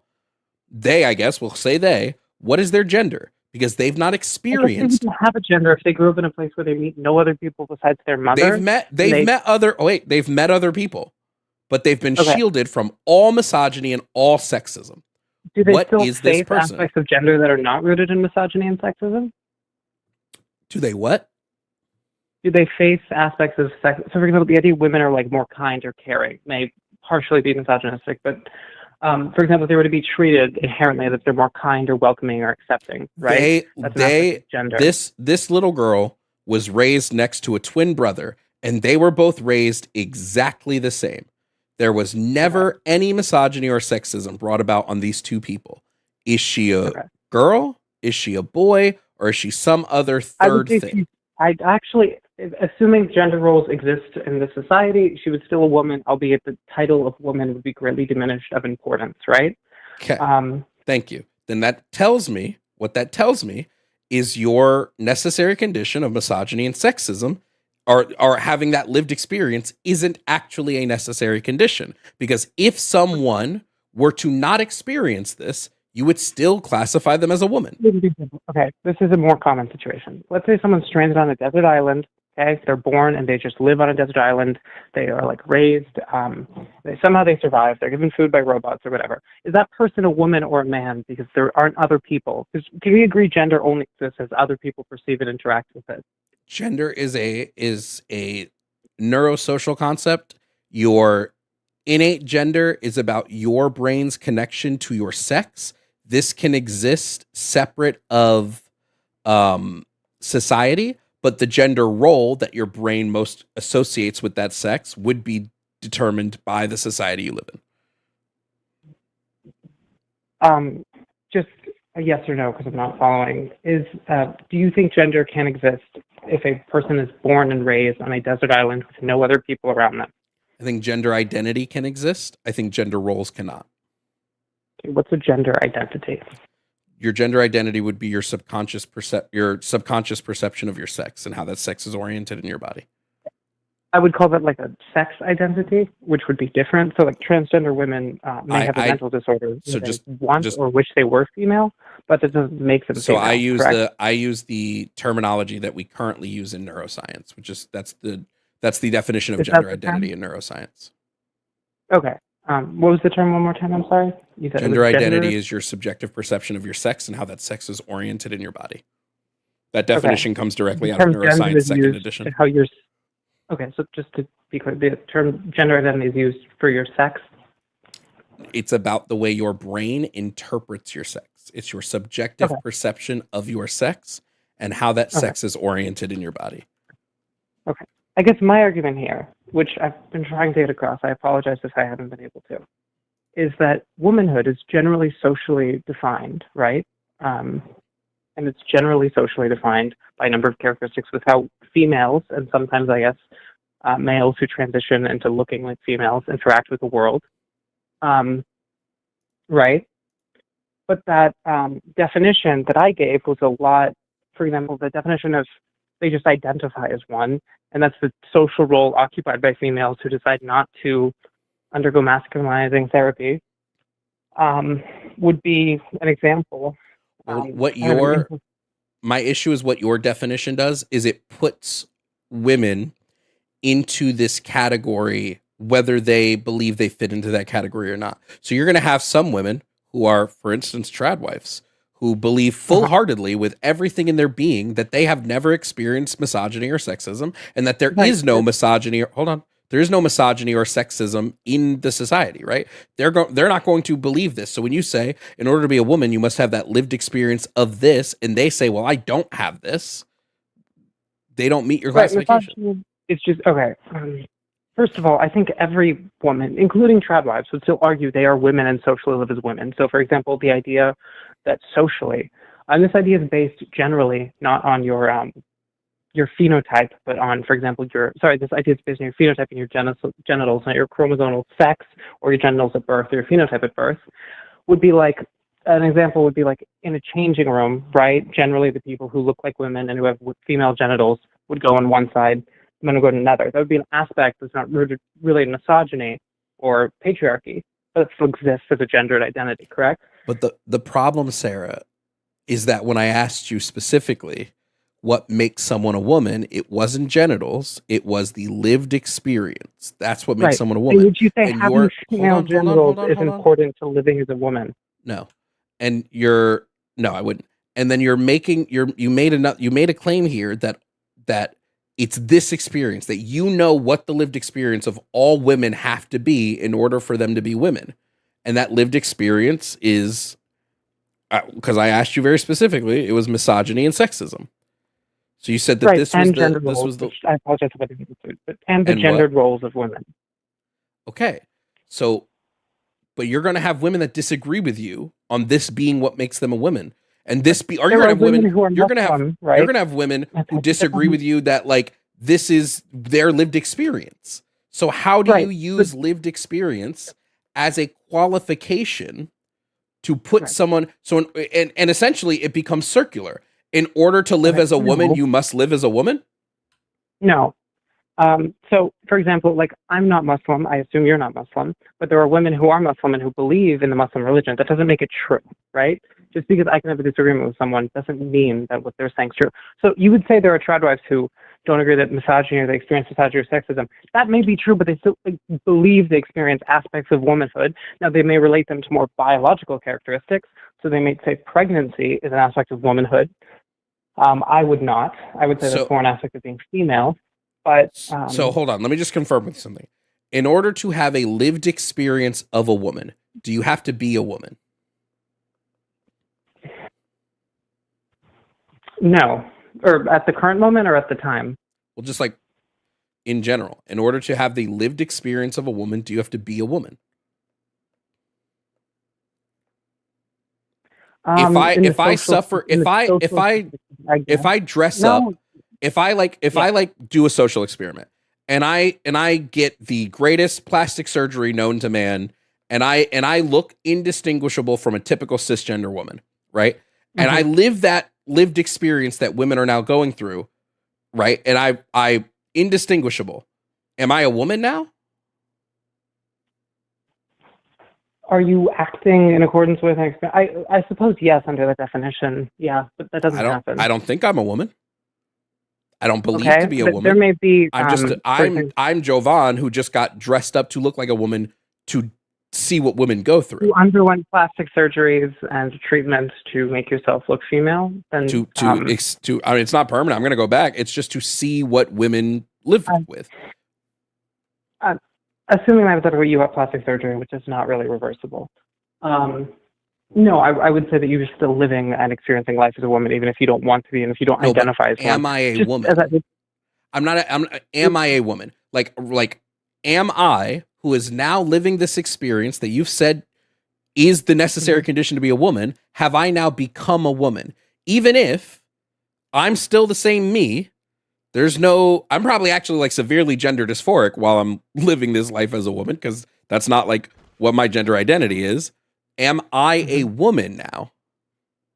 Yeah, you would feel like a woman, I guarantee, when you walk down the street alone at night, when you face interpersonal misogyny and sexism, you would feel like a woman in all of those situations. I'm not that would asking if impact your I life I'm not asking if I dramatically. feel like a woman, right? I'm asking just like on a category level. Categorically, am I a woman? Not my experience, just categorically. I guess in those specific, if you were to get these surgeries and make yourself look female, yeah. So essentially, we can turn anybody into a woman. Like I could forcibly make anyone in the world a woman if I wanted to. So woman isn't this thing that is felt in our brains, or it's not an identity thing. It's just, do you look like a woman, and does the world treat you like a woman? And if you look like and are treated like a woman, then you are a woman. It doesn't matter any other aspect of the self.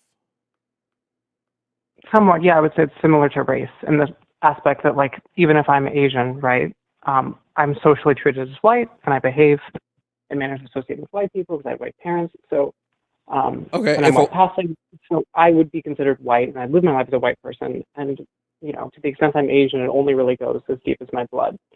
so Robert Downey Um, Jr. in Tropic Thunder was a black man. no, Why not? because he wasn't socially perceived or identified as black, and race is something that actually generally culturally is while easier. Actually, I can't speak for how easy it would be to assimilate into like a different racial identity, but I would say generally people don't believe in transracialism as like a valid thing.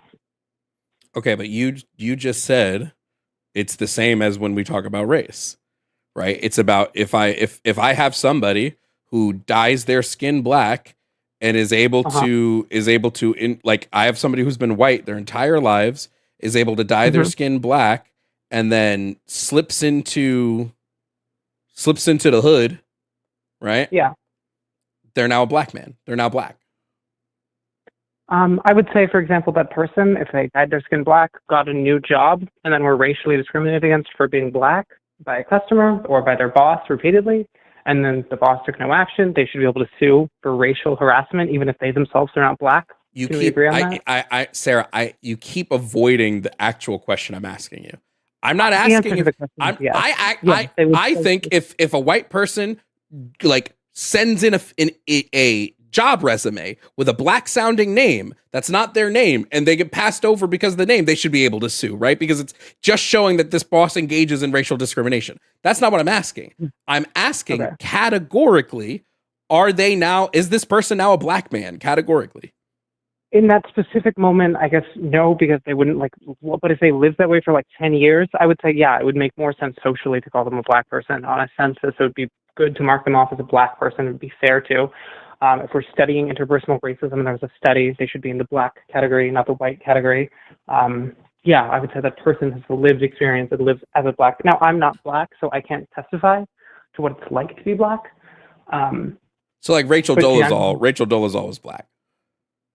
was she social? I don't think she's socially perceived as black.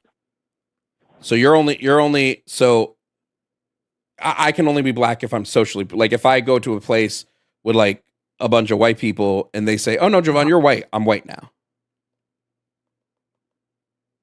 Yeah, if we lived in a society, well, in that moment or like over 20 years, because that's an important distinction. So I'm just trying to understand your thought process. I have one more question for you. If I was for instance to take a cisgender woman and plop her into a society, and that society says, "No, actually, you are a man. We're going to treat you. You're going to live as. You're going to experience all of the world as a man. We're not changing anything, but you are going to live as a man." Is this cisgender woman, who her whole life has been a woman, who identifies herself with womanhood, who identifies herself with femininity, in this case, is she a man? Does she phenotypically look male? Nope. Hypothetical runs into some problems because I think it would be theoretically possible as a prerequisite, like just with all the, but I guess technically, sure, if like over a prolonged period of time that happened, yeah. Okay, so just woman and man are something that other people can force upon you is what we've gotten to in the bulk of this conversation. That whether Right. you are So a in the woman or same man way- can be forced. That is forced upon And you. this That is what, right, for example, yeah. something that would hurt females, right, is the fact that even if they don't want to be a woman, right, in a lot of cases, or what that means in our society. So a lot of women in, say, Pakistan wouldn't want the idea that they have to wear a hijab outside or they're going to get arrested. They don't like the idea that they can't talk to another man or in public. They don't like the idea they can't go outside without the help of a male guardian. They don't like the idea that they're not able to learn to read or write or to pursue higher education. They don't like these ideas, and it's oppressive. Yeah, But Sarah, I'm just gonna like the bulkhead of this is I don't think another person can determine whether or not you are a woman or not, right? I don't think I don't know what your gender identity is. I don't know who you are outside of this. I don't think if we all collectively go, "Hey, Sarah's a man, Sarah, that you're now a man," right? I don't think that now makes you a man. Hey, Sarah's gonna be a man. We're gonna force Sarah to live as a man. This doesn't make you a man, right? Somebody's forcing you to do this. no, I would, for example, like I'm intersex. If I've been raised socially male, if I've been socialized male, if the doctors had looked at me, taken a decision, we're going to raise this child male, and I lived as a male, I think I would still be considered a man, yes. So, like, David Reimer was a man? Or David Reimer was a woman? I don't know who that is. I'm sorry. Is Okay, this an intersex person who is... David Reimer had a botched circumcision when he was a child. His crazy crackpot therapist then raised him as I said, "Hey, why don't we just raise him as a girl? Right? Let's just raise him as a girl. Right? He's so young. He's still a baby. Let's just have him be a girl." And when he asks about his private area, we'll just say that it was a mistake in development and that we'll get you surgery when you're older. David Reimer spent his whole life being raised as a girl and always knew something was wrong with him. He always knew there was something wrong. Like always. He did not ever feel like a girl, even though socially, even though he because of everything, like he was phenotypically looked like a little girl, right? You would say he was a girl. So when he attested to his family and to his therapist, like, "No, I'm a boy," you would say, "No, you're not, David, because you lived your life in accordance to this, so you are a girl." I suppose, yeah, because that would help identify a problem. This person is living as a female, living as a girl, when they shouldn't be, when they're a male and they wish to live as a man, and they should be given the ability to do that, right? But when we take things, for example, just as identification, the moment you say you're a woman or say you're a man, you are one. It doesn't, one, provide us a lot about these incredibly important gender categories, which determine more of your life than any other social category. Could we agree on that? Like your gender determines a lot more of your life than even like your sex or your race? Sure. Okay. That So fuzzy wouldn't you watch say then donate that like $20. so like his Here's life was 20 for the heavily chair fund. impacted by Also, his I gender, emailed your correct? business address Yes, with some because he was suggestions. he P.S. was It looks forced like to. some folks in your chat paid Right. to boot Sarah. Oh. Liz Oh, did as we? a girl. Oh, hold on. Sorry, I was not looking at YouTube chat. Give me a second. Oh, yeah. I have to move on now, Sarah, because people on YouTube chat paid to move on, and I didn't see it. My apologies, YouTube chat. So we gotta move on. All right.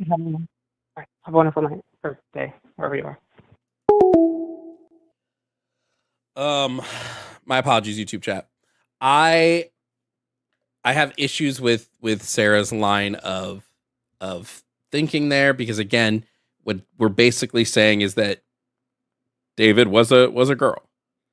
But I think what David's case, as sad as it is, shows is that it doesn't matter how you live your life. It doesn't matter what society forces you to be. Your gender is a self-identification thing. It is self-ID. But thank you to Pepper. I'm so sorry I saw that too late, you guys. Alley Cat, thank you. I'm so sorry I saw those late, everybody. My apologies.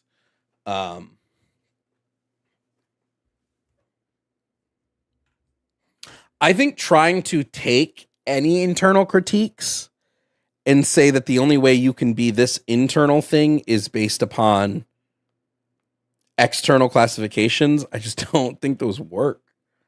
Right?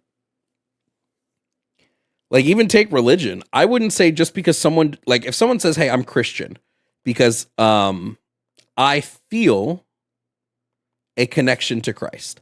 I feel love and know Christ in my heart, and I believe in Christ. And I say, well, you don't go to church, so you're not Christian. Right? I don't think that works.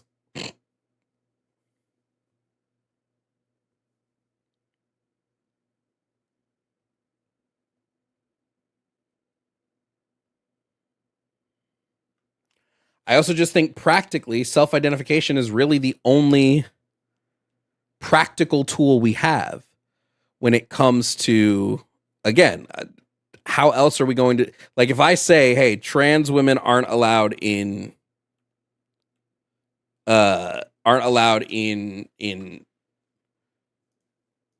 fucking women's bathrooms anymore. How do I enforce this? How do I enforce this as a...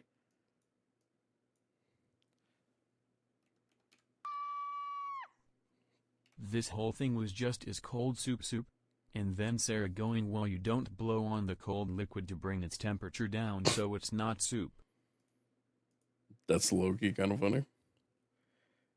But is cold soup soup? I don't know.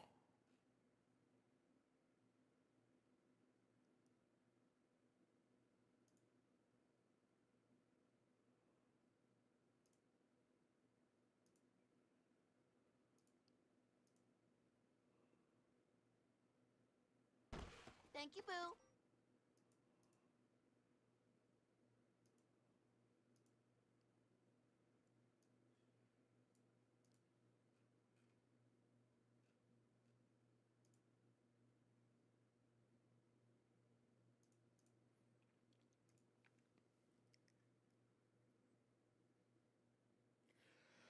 Okay, how long have I been live? 2 hours 14. 2 hours 14.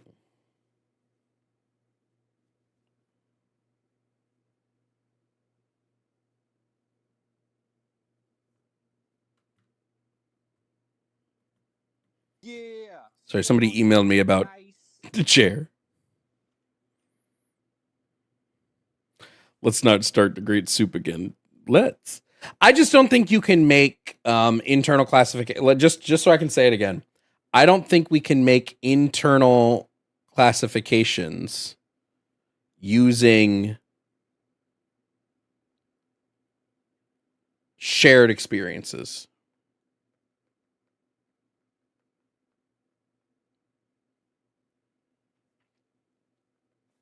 I think we can make external ones that way, probably. To some degree. Like, a black person who's never experienced systemic racism is still black, but that's more just because it's like a legal classification based around like a specific phenotype, and specifically like your skin color phenotype.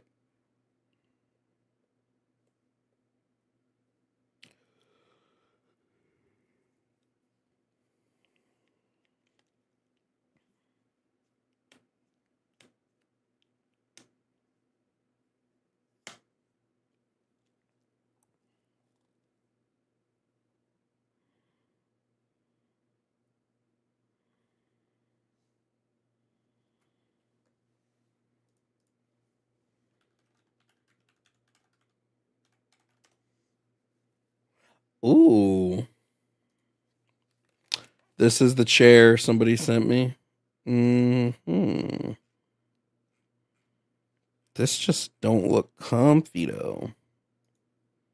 You know?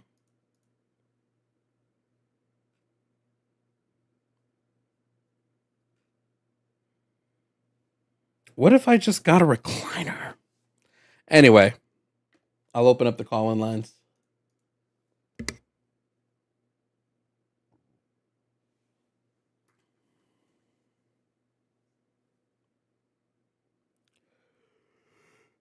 Ugh.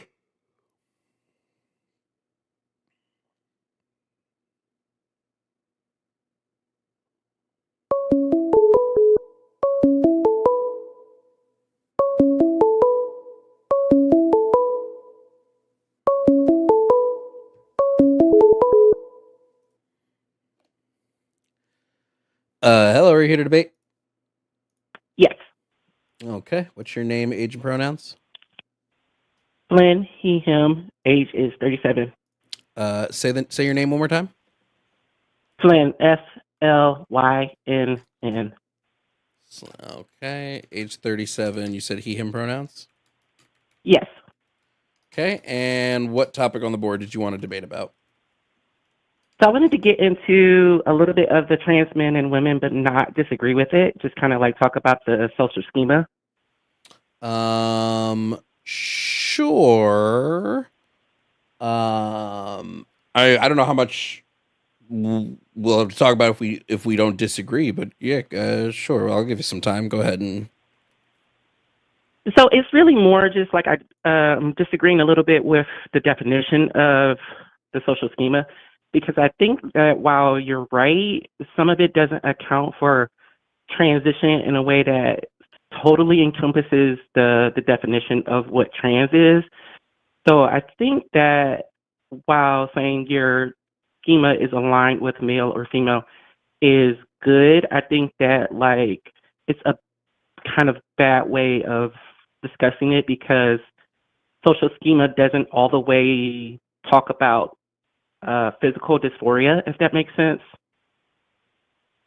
Well, yeah, because being trans isn't just like okay, so the definition of trans that I operate under is having a gender identity that is misaligned with your sex.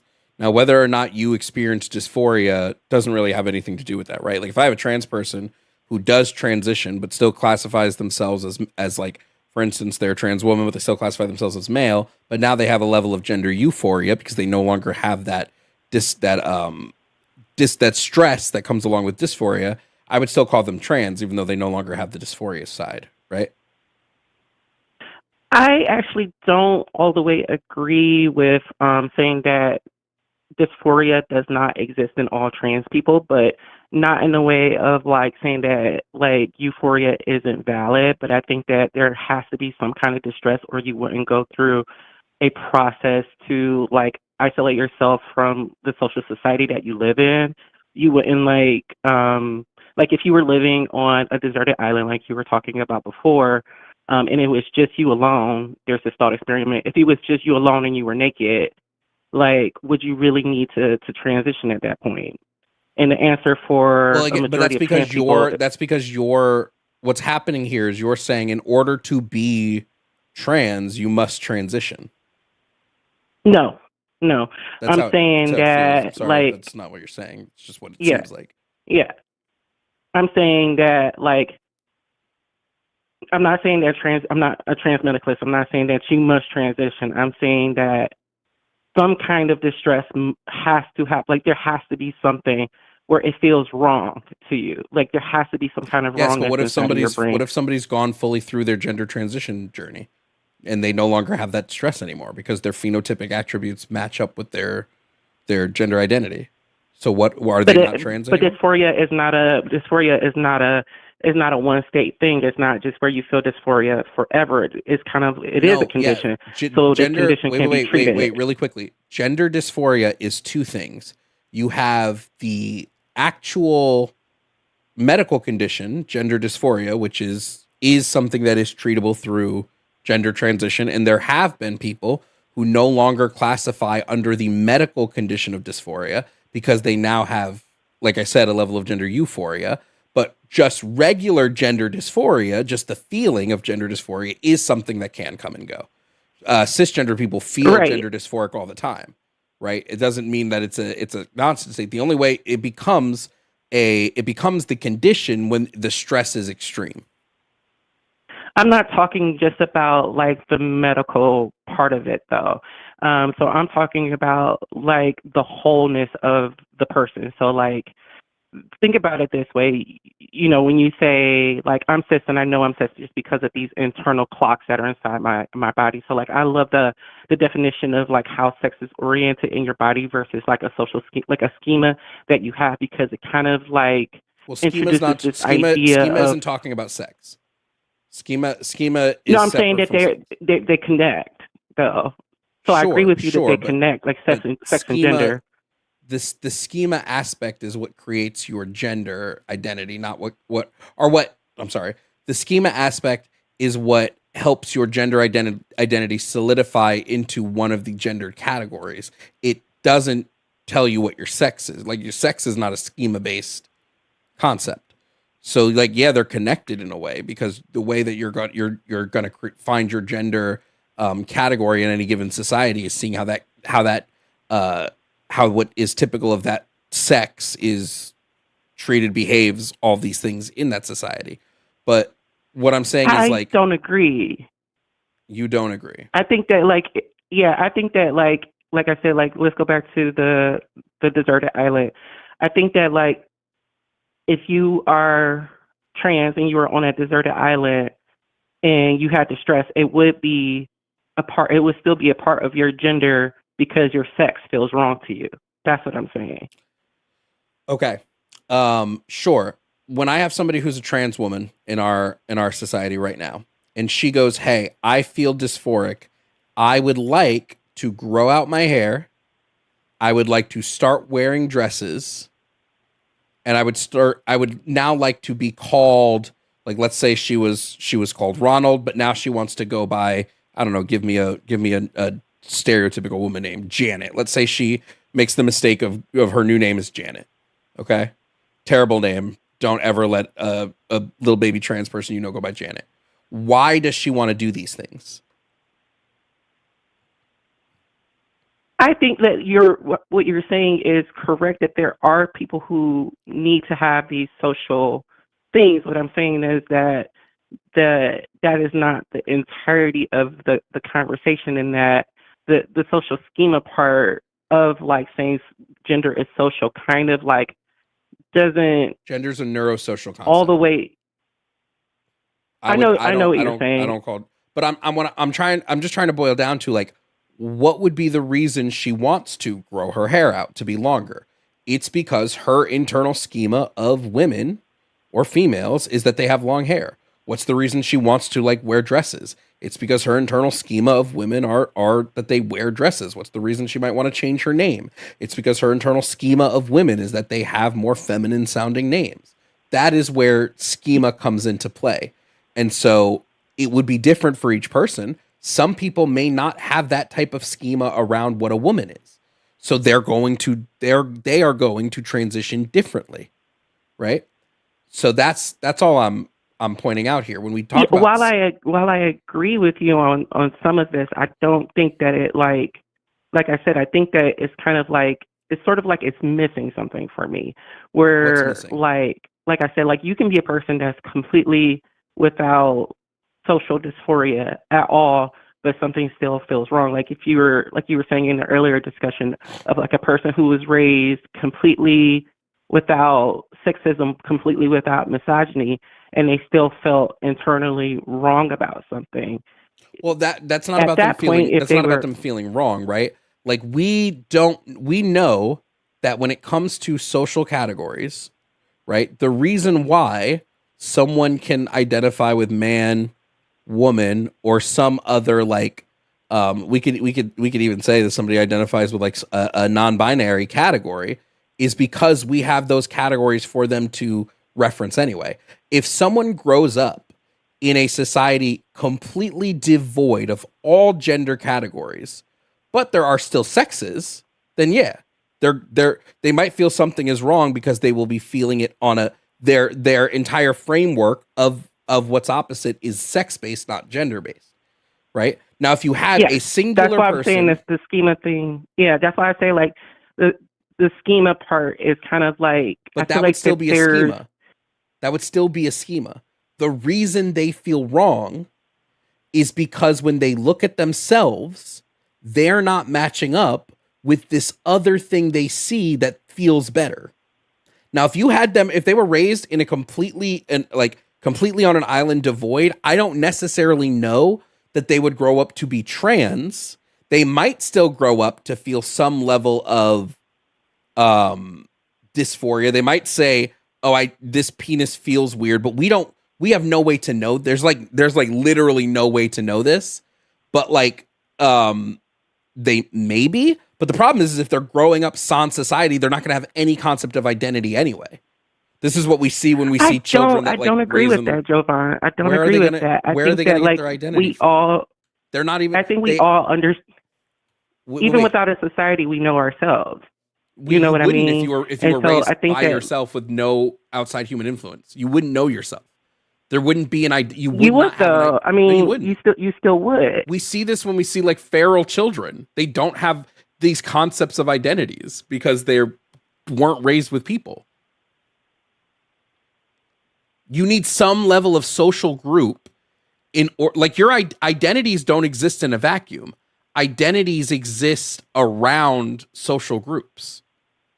hmm I'm So just saying like there I don't agree in the terms of like say for even if you were feral, you know, it would still feel like you would still have feelings. You know what I mean? I'm talking about not just the social part of self. I'm talking about you know your body, you know what you're feeling.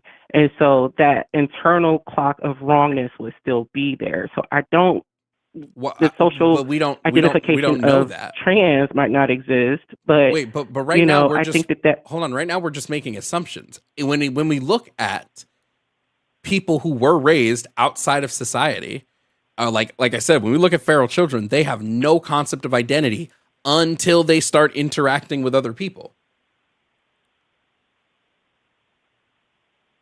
Like if you have a child who's raised by wolves, they might I mean, their identity will be wolf, right? They won't really be looking at sex and gender in that aspect because they don't like, right? This is the problem. We have no way to know because us as people, ourselves are mhm. so tied into our societies. We are social bred creatures.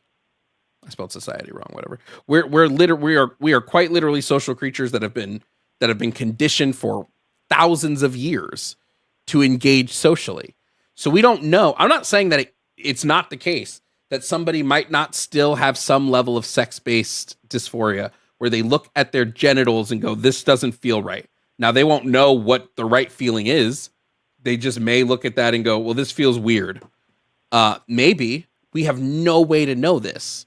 So we can only speculate, but based off of like the littlest bits of evidence we have, which is again, if we look at children who are like feral children who are raised without like societal influences, they don't have identity concepts. That's something that has to be taught to them because it's just not how their brain works. Their brain wasn't socialized, so it doesn't have that aspect.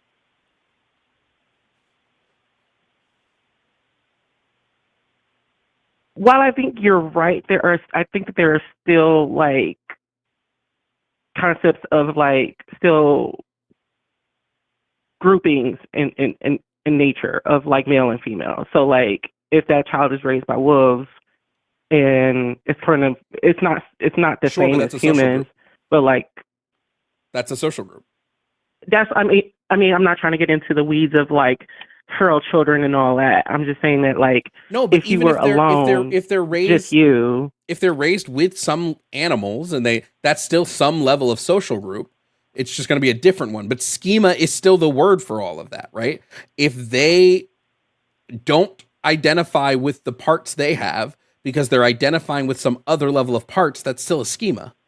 Their identity is Yeah, that's tied. what I'm. Yeah, and I agree with you. I'm just saying I think that the way that schema is being used is so it feels more of the social side than the physical side, and I think that Well, while people schema is a can social have term. euphoria, it's kind of like it's like a coin where there's two sides of it. You have to have, in order to have euphoria, you have to have some kind of distress. There's no such thing to me as a person who has just happiness without there being some kind of sadness to it. Like you wouldn't go through the process of transitioning, you wouldn't even socially without some level of like wrongness. And if even without like somebody telling you, you know, what trans people meant, like if you grew up without the concept at all, like many people, of what being trans is, you never heard that word in your life, you never watched Jerry Springer, you would still have some internal sense of wrongness, not just because you're looking at men and women, you know what I mean, in society. But no, that is why you have, if you're raised with men and women, right? You're raised around men and women, but you never find out what a trans person is. You might not call yourself trans, but your internal identity would still align. If you are a trans, if you are have the identity of woman, that internal identity aligns with what you see socially of women. That's schema is the word. I don't think that happens all the time. I think that is like that's a sometimes thing because That's like how it there's works. plenty of people. I'm just hear me out on this one because if you grew up, you looked at men and women, and even if you were non-binary, you looked at these social categories of people, and you were like, okay, I see men, I see women. I don't belong to. Well, I belong. Say you were AFAB, and you grew up, and you were like, okay, I'm a woman, and you grew up, and you're like, I have to become like I'm a girl, and I'm gonna have to become a woman when I grow up, and you have this level of distress, but you don't feel like you're a man. But then you hear this concept of being transgender, and you're like, it clicks for you, and you're like, actually, yeah, you know what I mean. So I don't think that That's conceptualization schema. happens all the time. That you're describing schema and how schema is used in psychology to talk about gender. You're describing But I'm saying that I'm saying that like you're not the description that you said and what I just said are different because it's not that you're looking at men and saying my sex is more aligned with male. You're just saying like this doesn't fit me, but then when you hear of the concept, schema is not something that you consciously do. Like when I say that someone's gender identity aligns with their schema on the female sex, this isn't something they consciously think about. It's just an instantaneous brain process. Their brain just knows, hey, when when somebody refers to me as man, that feels bad. When I think about all that I am as a man, this doesn't feel good. But when I associate with these things that are related to women, I feel better. That's it. It's an instantaneous thing. Some people, because like, for instance, like I'm trans, right? Mm-hmm. When I was growing up, neither of those things feel right, but I'm not non-binary. I knew I wasn't a girl, but like if people were like, you're a boy, like if people were like, oh, that's your brother, I was like, okay, that feels a little bit better, but like my brain was like, but I'm female, I'm a girl, like that still doesn't feel right. And so like I'm saying that definition doesn't all the like that use of schema doesn't all the way fit all the time. And so like there's just it's just like it's while I think it's a really good debate way of like explaining what a man or a woman is, I think it doesn't like all the way explain like I think that like saying how sex is oriented in your body works a little bit better than your schema aligning My more with my male or my female. only issue is you just said it doesn't fit to you. Yeah, because you didn't fit with either of those at the time. This isn't gender identity isn't a one size fits all glove that's determined at one point and then stays that way forever. Your gender identity, it might take you a while to understand what it is, which it sounds like, you eventually figure it out. But like right now, right? Like when you think about yourself now, do you identify as a man or do you identify as a woman or do you identify as neither or both? While I think that like maleness, like towards maleness, is more correct, I think that, and I understand that like sex is a gender, I mean spectrum. I think that like when we talk about schema, it to me when I hear that definition, I think that like it doesn't really like when we say like it's just this instantaneous thing. To me, it's not because like what you just explained, it just like what we just discussed, it just showed that it's not. I don't mean okay. I don't mean instantaneous as in like you immediately know what your gender is. I just mean that your brain is subconsciously doing all of this in the background. You don't have to think about it. Like when my brain tells me to breathe, it's an instantaneous thought process. Thoughts are just fast. But your gender That's all I isn't mean. that way either. Is what I'm saying. Is like it's not. It's not just being like, okay, I'm going to categorize this away and then I'm going to make a decision. It's like it involves conscious thought to like get there, but there has to be something. Something has to happen in your brain for it to say something about this is wrong. Like if a person is just living with, they're perfectly fine. Like I said, they don't have gender dysphoria or physical dysphoria, but something's just not right. Something's just not right. It has to be something there in order for you to say, okay, I have to like think about this a different way. I have to transition. There has to be something, and it's not just like looking at like society and saying like this isn't right, this isn't right, this isn't right. There has to be some other thing. My only issue is that still you're just still describing what schema is. It's just you're but it's not. But it is. That is what a schema is. A schema is just the way your brain classifies or categorizes things. So when your brain looks at, like, for instance, if I look at a book, my brain takes all of this information surrounding what a book is that I have come to gather throughout years of living and instantly recognizes this as a book via a list of shared attributes that all books that I have seen take. That's all schema is. So when I'm saying that someone's gender identity, which is their subjective perception of their sex and how that aligns with their body, coincides with their schema on, like, for instance, the male or female sex, I'm saying that their gender identity works in tandem with the way that their brain has categorized males or females, and it makes a judgment, or judgment, but your gender like is born out of that mixing of two things. Now, what that gender is going to be different. You may not feel that you relate to the schemas of either males or females, in which case you might be something completely else, completely different. You might be gender nonconforming. You might be gender fluid. You might be non-binary. You could be a whole litany of things, but it's still making a classification relation in your brain, because if your brain wasn't classifying this information, you wouldn't have anything to make your judgment on your own gender about, except for what society tells you men and women are, which I think would just warp us into even worse areas where where it's like, well, you can only be a woman if you're like a thin blonde hair, blue-eyed white woman, right? No, Like, no. Yeah, I'm definitely not saying that like there needs to be like hard and fast definitions of things. Basically what I'm saying is that when I hear the way that you use schema, it just, it's kind of like not all the way, like there is no such thing as a perfect definition. You know what I mean? And like I said, I think that the way that you're using it in order to educate people is good.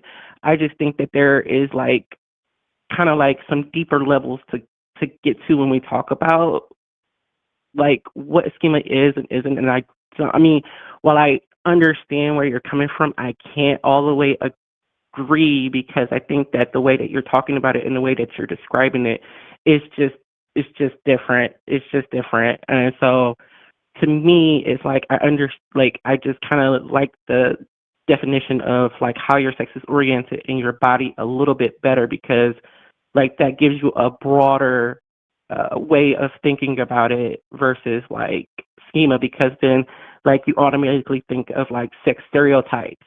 You know what I mean? And that's kind of like people use it kind of like as a gotcha.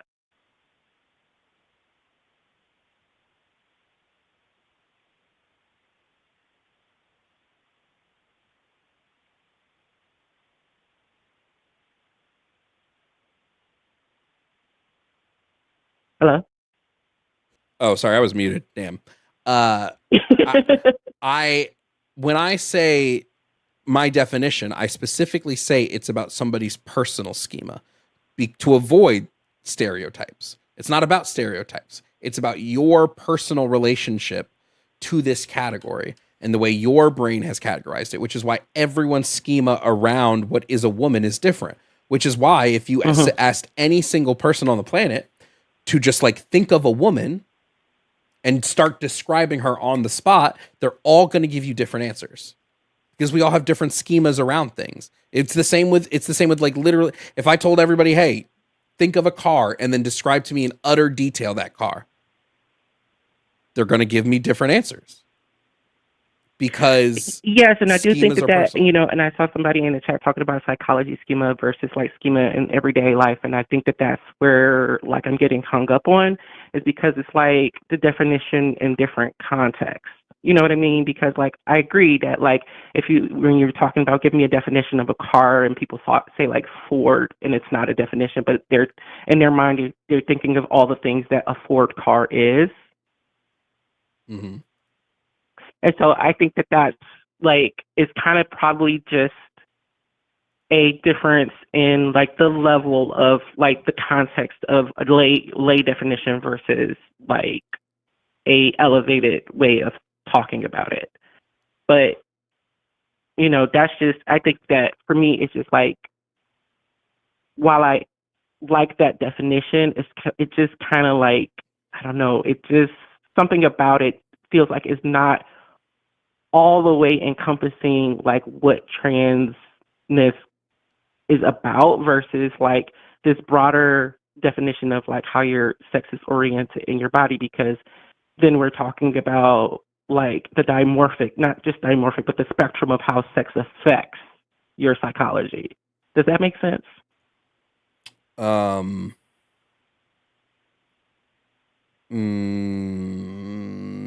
Not.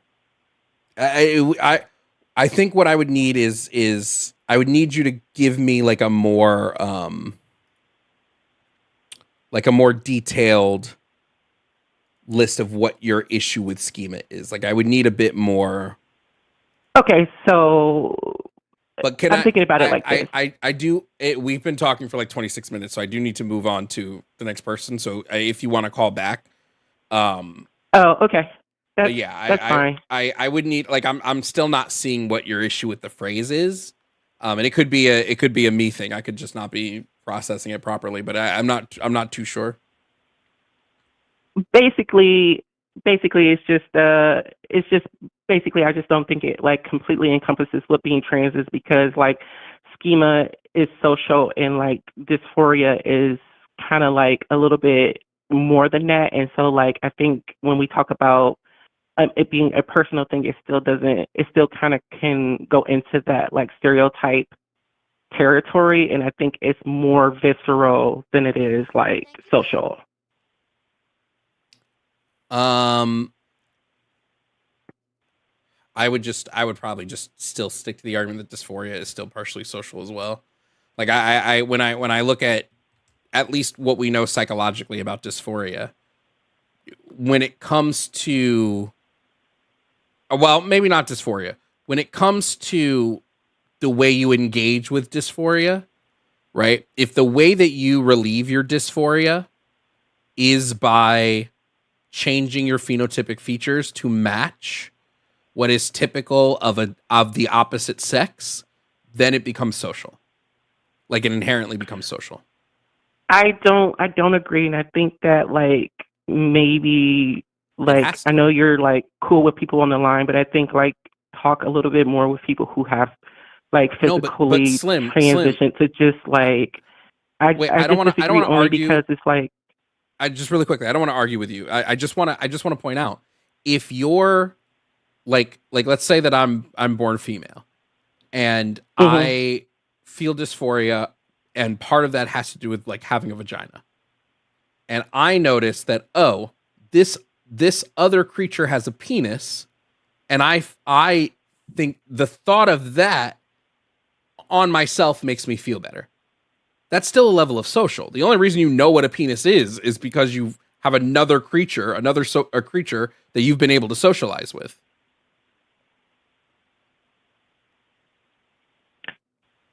I mean, I think it's just kind of like for me, it's just kind of going to have to be a agree to disagree because, like I said, I agree with you. I just think that this definition doesn't like all the way fit what I think of. You know what I mean? And so it's like it's not a criticism. It's more just like I don't jive with that definition all the way. Okay. Yeah, but thanks for having me on. Yeah, sure. Yeah, bye.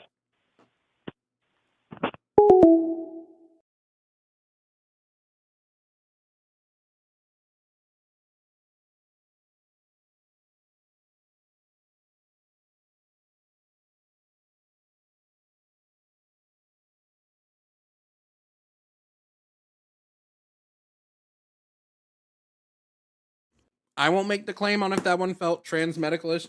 You guys can in chat. I'm not trans, so I'm not going to make the claim. I'm just trying to explain psychological phenomena. Phenomena. That's kind of funny.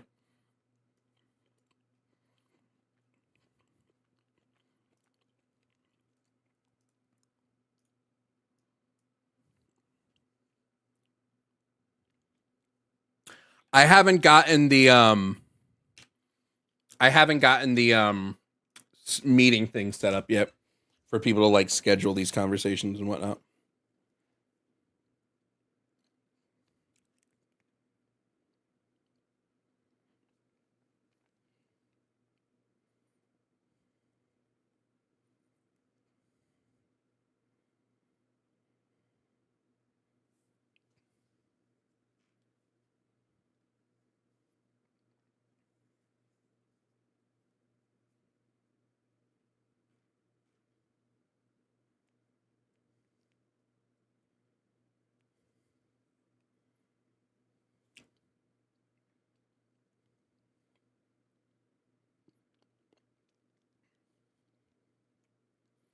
Yeah, I don't like the thought process that in order to be trans, you have to be dysphoric. Because what that would say is that all, like, it almost feels like all people with dysphoria would be trans, and we know that's not the case.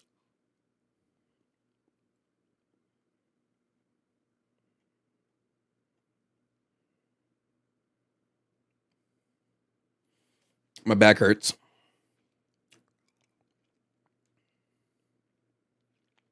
Yeah, please use his Slim's pronouns were he, him, so please refer to them as such. I hope I didn't accidentally misgender them.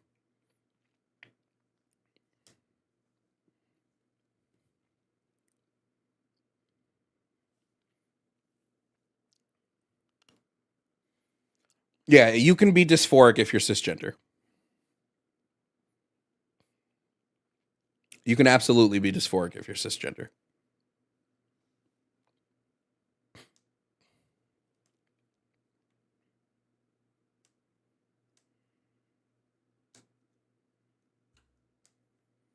I would disagree that I used them in a misgendering fashion. I just use it the same way I would for like any caller that finishes the line.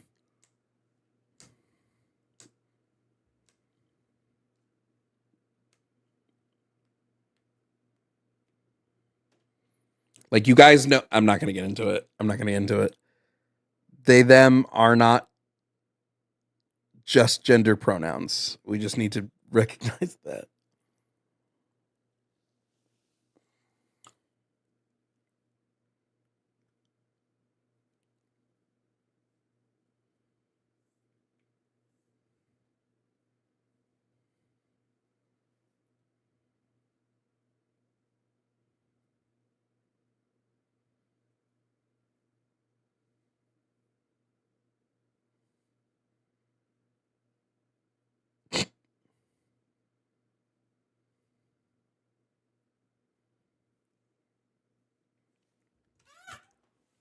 Anyway.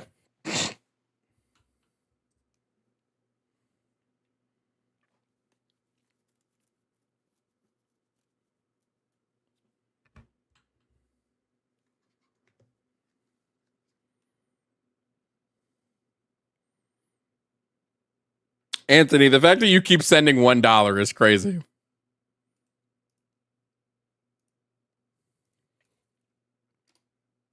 Making me update the goal for $1.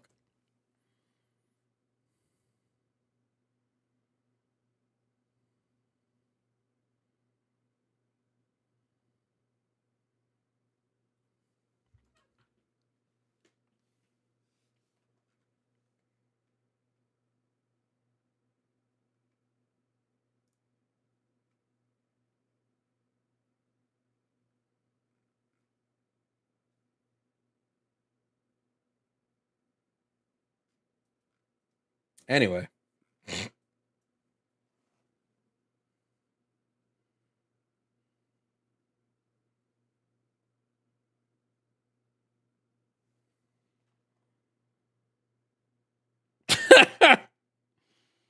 Okay, well, Anthony, thank you for the first of all, thank you for the gifted subs. Anthony, thank you for the the Cash App. Now I have to do math.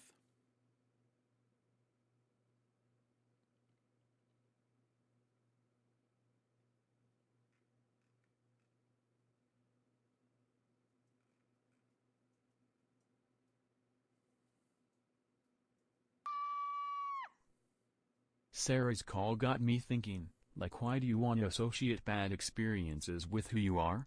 Why do you want to say that being a woman has to be you have to have people be sexist and misogynistic to you?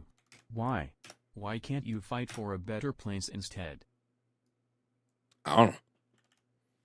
I mean, I understand some of it, right? Like, I think part of what makes Black people unique is our shared like oppression, but yeah, I wouldn't say that you need that shared oppression to.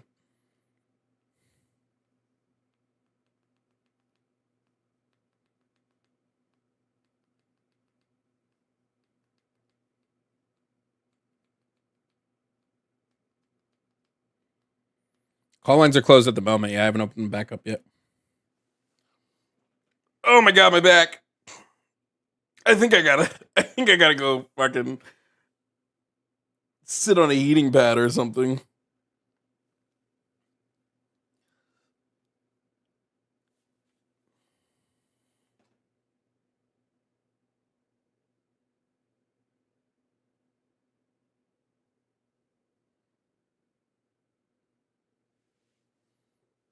Do you do any stretches? Nope. What's a stretch?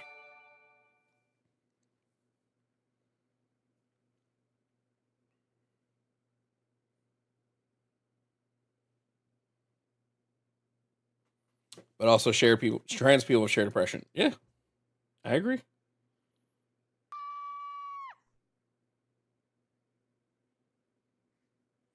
I just think to classify anyone as a category based on some level of shared oppression doesn't really work, because you're always going to have somebody that fits outside of that.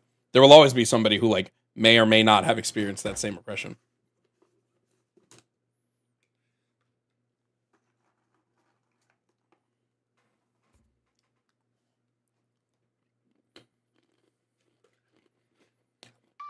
I don't do massages. I'm never going to do massages. I don't want to be touched.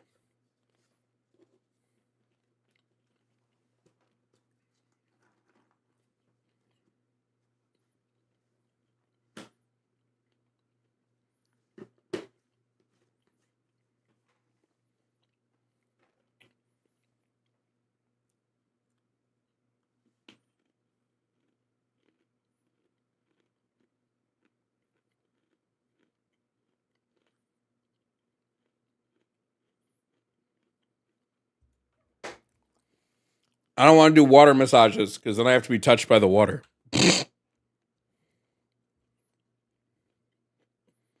Okay, chat, just drop it, bro. It's not that deep.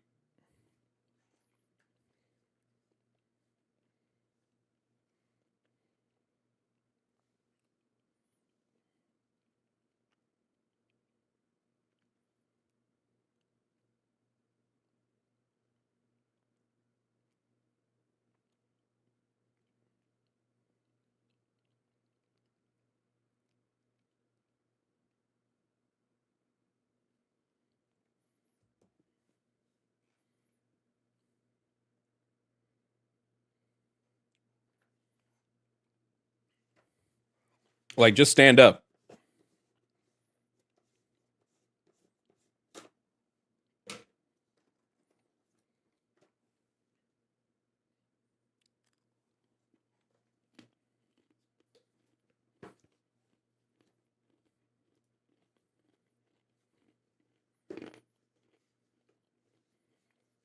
Do I do games on stream? Yeah, when I feel like gaming. Mostly horror games. Oh, yeah, I should probably eat something. I haven't eaten since like 7.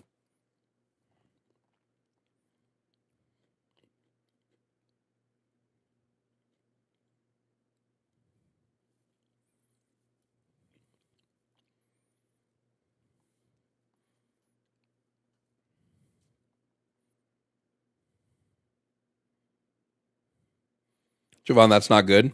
Actually, it is.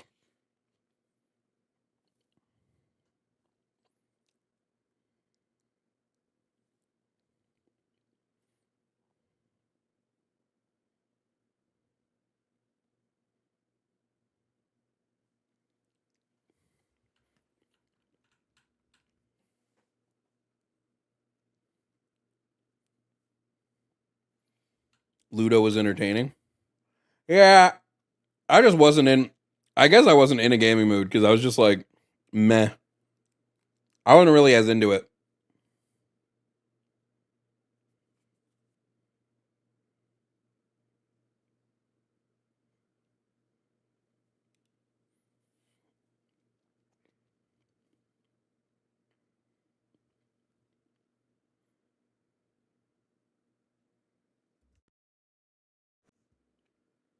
Yeah, sub on Twitch, nice. I'm just deciding what I want to do.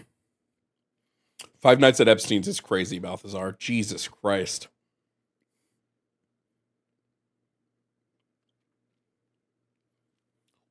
Have I played Madison? I don't think so.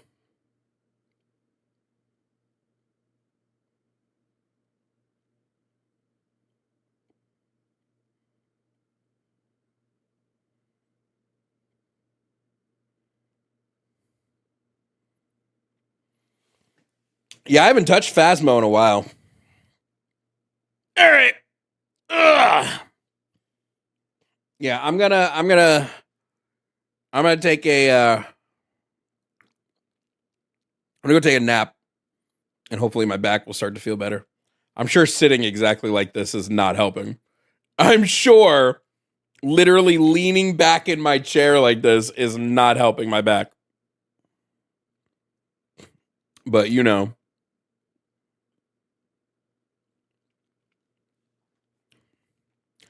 All right, squad. I'll see y'all on a flip flop. It's been real. It's been fun. It's been real fun. I'll be back tomorrow. I think I'm gonna try to get a guest for tomorrow. Who should I ask? I think I'll see. I think I'll see if I can get a guest for tomorrow.